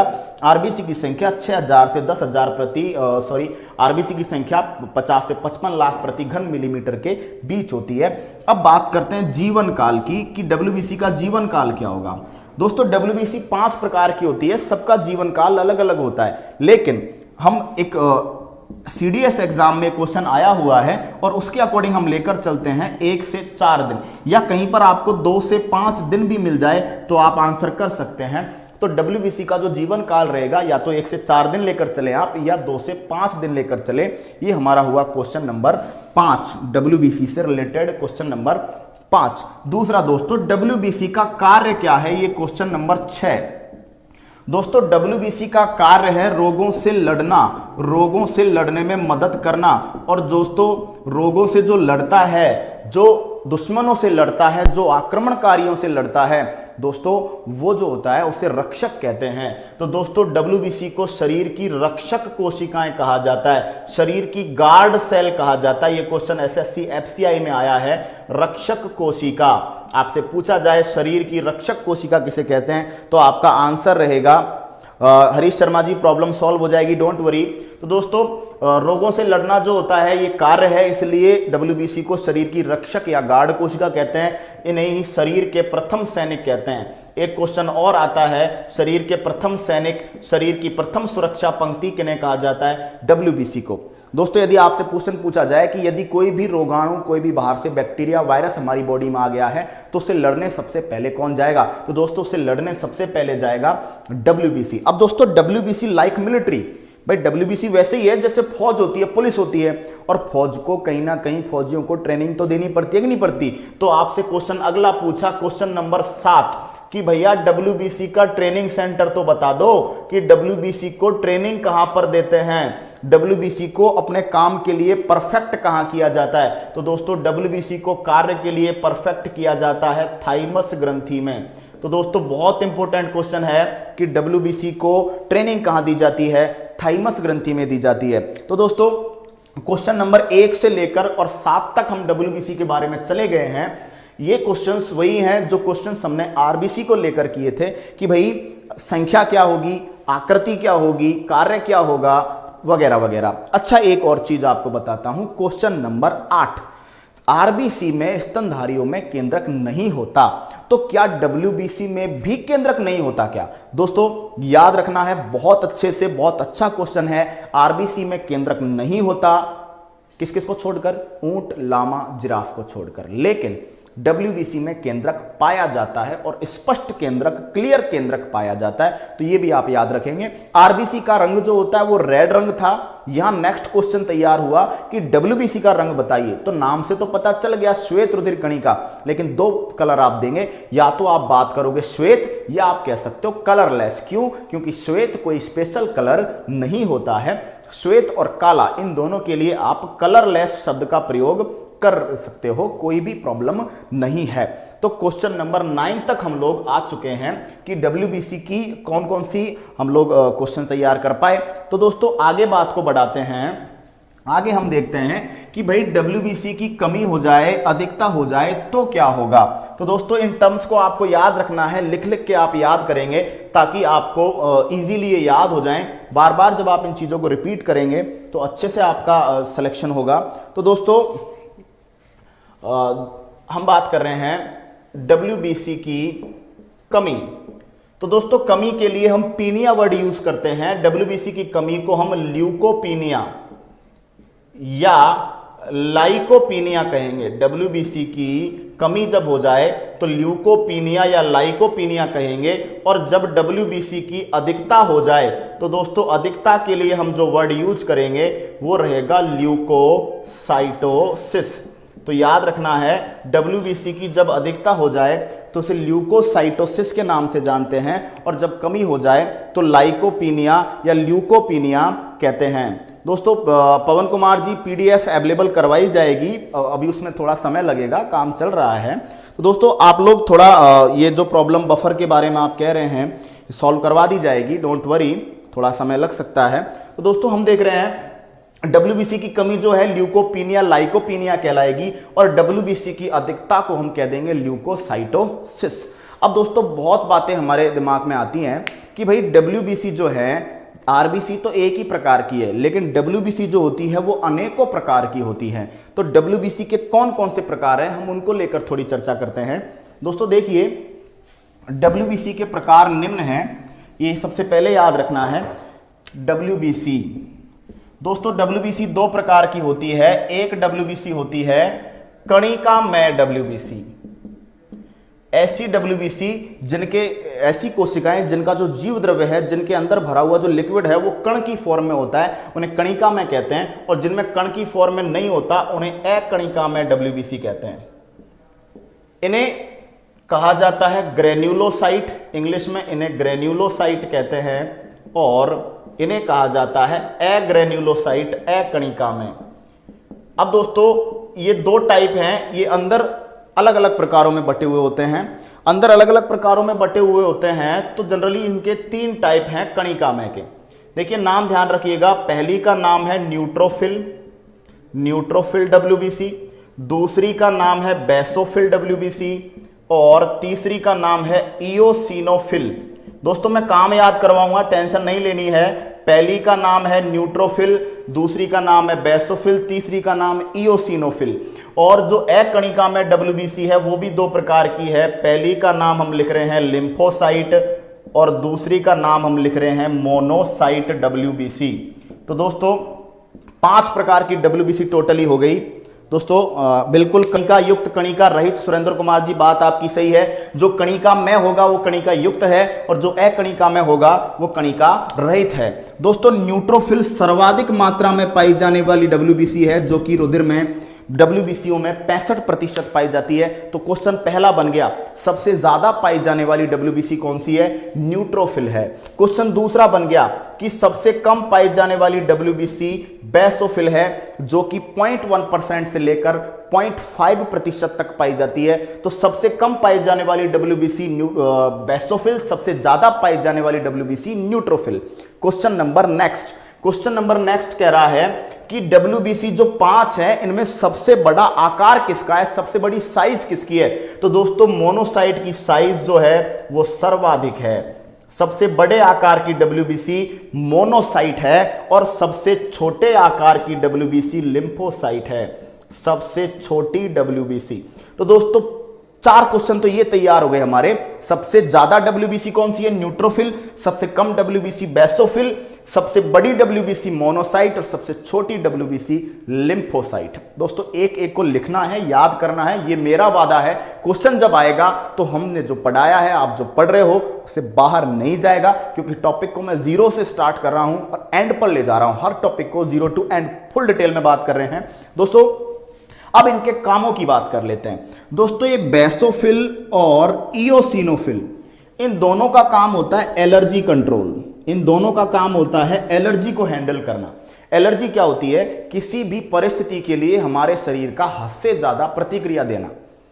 अचानक धूल में गए, छींक पे छींक आना, ठीक है। हम लोग कई बार कुछ लोगों में होता है कि डस्ट के संपर्क में आते ही छींकें आने लग जाती है, धूप में बैठते ही बॉडी में खुजली चलने लग जाती है। तो दोस्तों ये एलर्जी है। एलर्जी को कंट्रोल कौन कौन सी WBC करती है? इओसिनोफिल और बेसोफिल। दोस्तों लिम्फोसाइट WBC का काम है एंटीबॉडी बनाना। दोस्तों एंटीबॉडी के बारे में आपको कह दूं, रोगों से लड़ने का काम मेनली इन्हीं का होता है। तो सबसे महत्वपूर्ण कार्य जो WBC करती है वो लिम्फोसाइट है, और लिम्फोसाइट WBC का जो काम है वो है एंटीबॉडीज डेवलप करना। एंटीबॉडीज ही वे घटक हैं जो बाहर से आने वाले रोगाणुओं से लड़ती हैं, युद्ध करती हैं और उनसे जंग में आपको जीत दिलाती हैं, ताकि आप रोगों से बच पाओ। तो दोस्तों लिम्फोसाइट WBC को याद रखिएगा। इसके बाद हम बात करते हैं, 2 बच गए अभी भाई। 3 का काम तो हम पढ़ चुके। बेसोफिल और इओसिनोफिल का जो काम है वो एलर्जी कंट्रोल करना है। लिम्फोसाइट का जो काम है वो है दोस्तों एंटीबॉडीज को डेवलप करना। अब बच गई एक तो न्यूट्रोफिल और दूसरा बच गया मोनोसाइट। इन दोनों का काम दोस्तों एक ही है। लिम्फोसाइट और जो मोनोसाइट है, न्यूट्रोफिल और जो मोनोसाइट है, इन दोनों का काम एक ही है और इन दोनों के काम को मैं यहां पर लिखूंगा। दोस्तों इनका काम क्या है? इनका काम है बाहरी रोगाणुओं का भक्षण कर लेना, और भक्षण करना इंग्लिश में कहलाता है फैगोसाइट। दोस्तों ये रोगाणु बड़े डेंजर हैं। कोई भी बाहर से रोगाणु आता है वो अपने को तरह तरह के रोग देता है, और उन रोगों से बचने के लिए मोनोसाइट और न्यूट्रोफिल जो होती है वो क्या करती हैं? बिल्कुल इओसिनोफिल को एसिडोफिल कहते हैं, सीडोफिल नहीं कहते सुरेंद्र कुमार जी, एसिडोफिल कहते हैं। बिल्कुल बात आपकी सही है। दोस्तों न्यूट्रोफिल जो है और मोनोसाइट जो है, इन दोनों का काम है बाहरी रोगाणुओं का भक्षण कर लेना, फैगोसाइट कर लेना, और भक्षण करके उन्हें शरीर से बाहर निकाल देना। अब दोस्तों एक बात पे गौर करिए, एक बात पे गौर करोगे कि यार ये जो मोनोसाइट और जो न्यूट्रोफिल है, इनका काम क्या है? आतंकवादियों को बाहर निकालना। भाई रोगाणु जो है वो अपने लिए आतंकवादी है, और आतंकवादियों को बाहर निकालने का काम किसका होता है? पुलिस का। तो दोस्तों ये दोनों पुलिस वाले हैं, मोनोसाइट और न्यूट्रोफिल।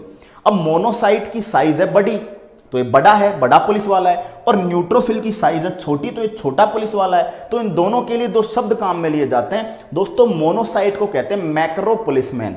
दोस्तों मैक्रो शब्द का काम लिया जाता है बड़े के अर्थ में, मैक्रो पुलिसमैन बड़ा पुलिस वाला, और न्यूट्रोफिल को कहते हैं माइक्रो पुलिसमैन छोटा पुलिस वाला। तो याद रखिएगा ये क्वेश्चंस बहुत इंपॉर्टेंट है कि मैक्रो पुलिसमैन किसे कहते हैं और माइक्रो पुलिसमैन किसे कहते हैं।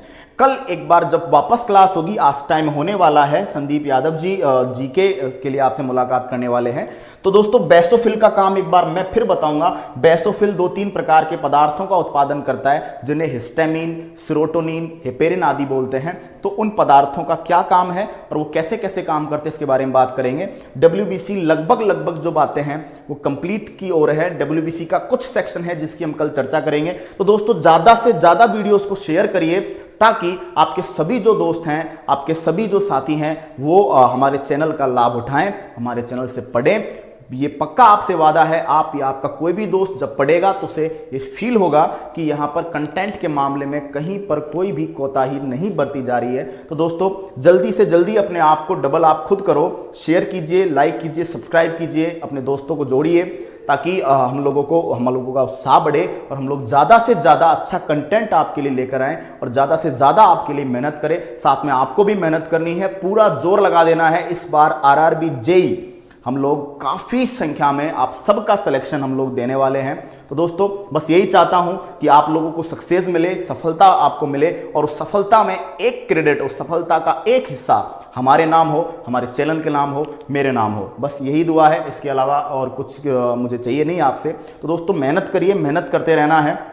दोस्तों बात को इओसिनोफिल, बिल्कुल एसिडोफिली कहते हैं सुरेंद्र कुमार जी। तो हम लोग बात को कंप्लीट करेंगे नेक्स्ट क्लास में। न्यूट्रोफिल, बेसोफिल, इओसिनोफिल, लिम्फोसाइट और मोनोसाइट की बाकी जो जानकारी है उनके बारे में। दोस्तों अलविदा।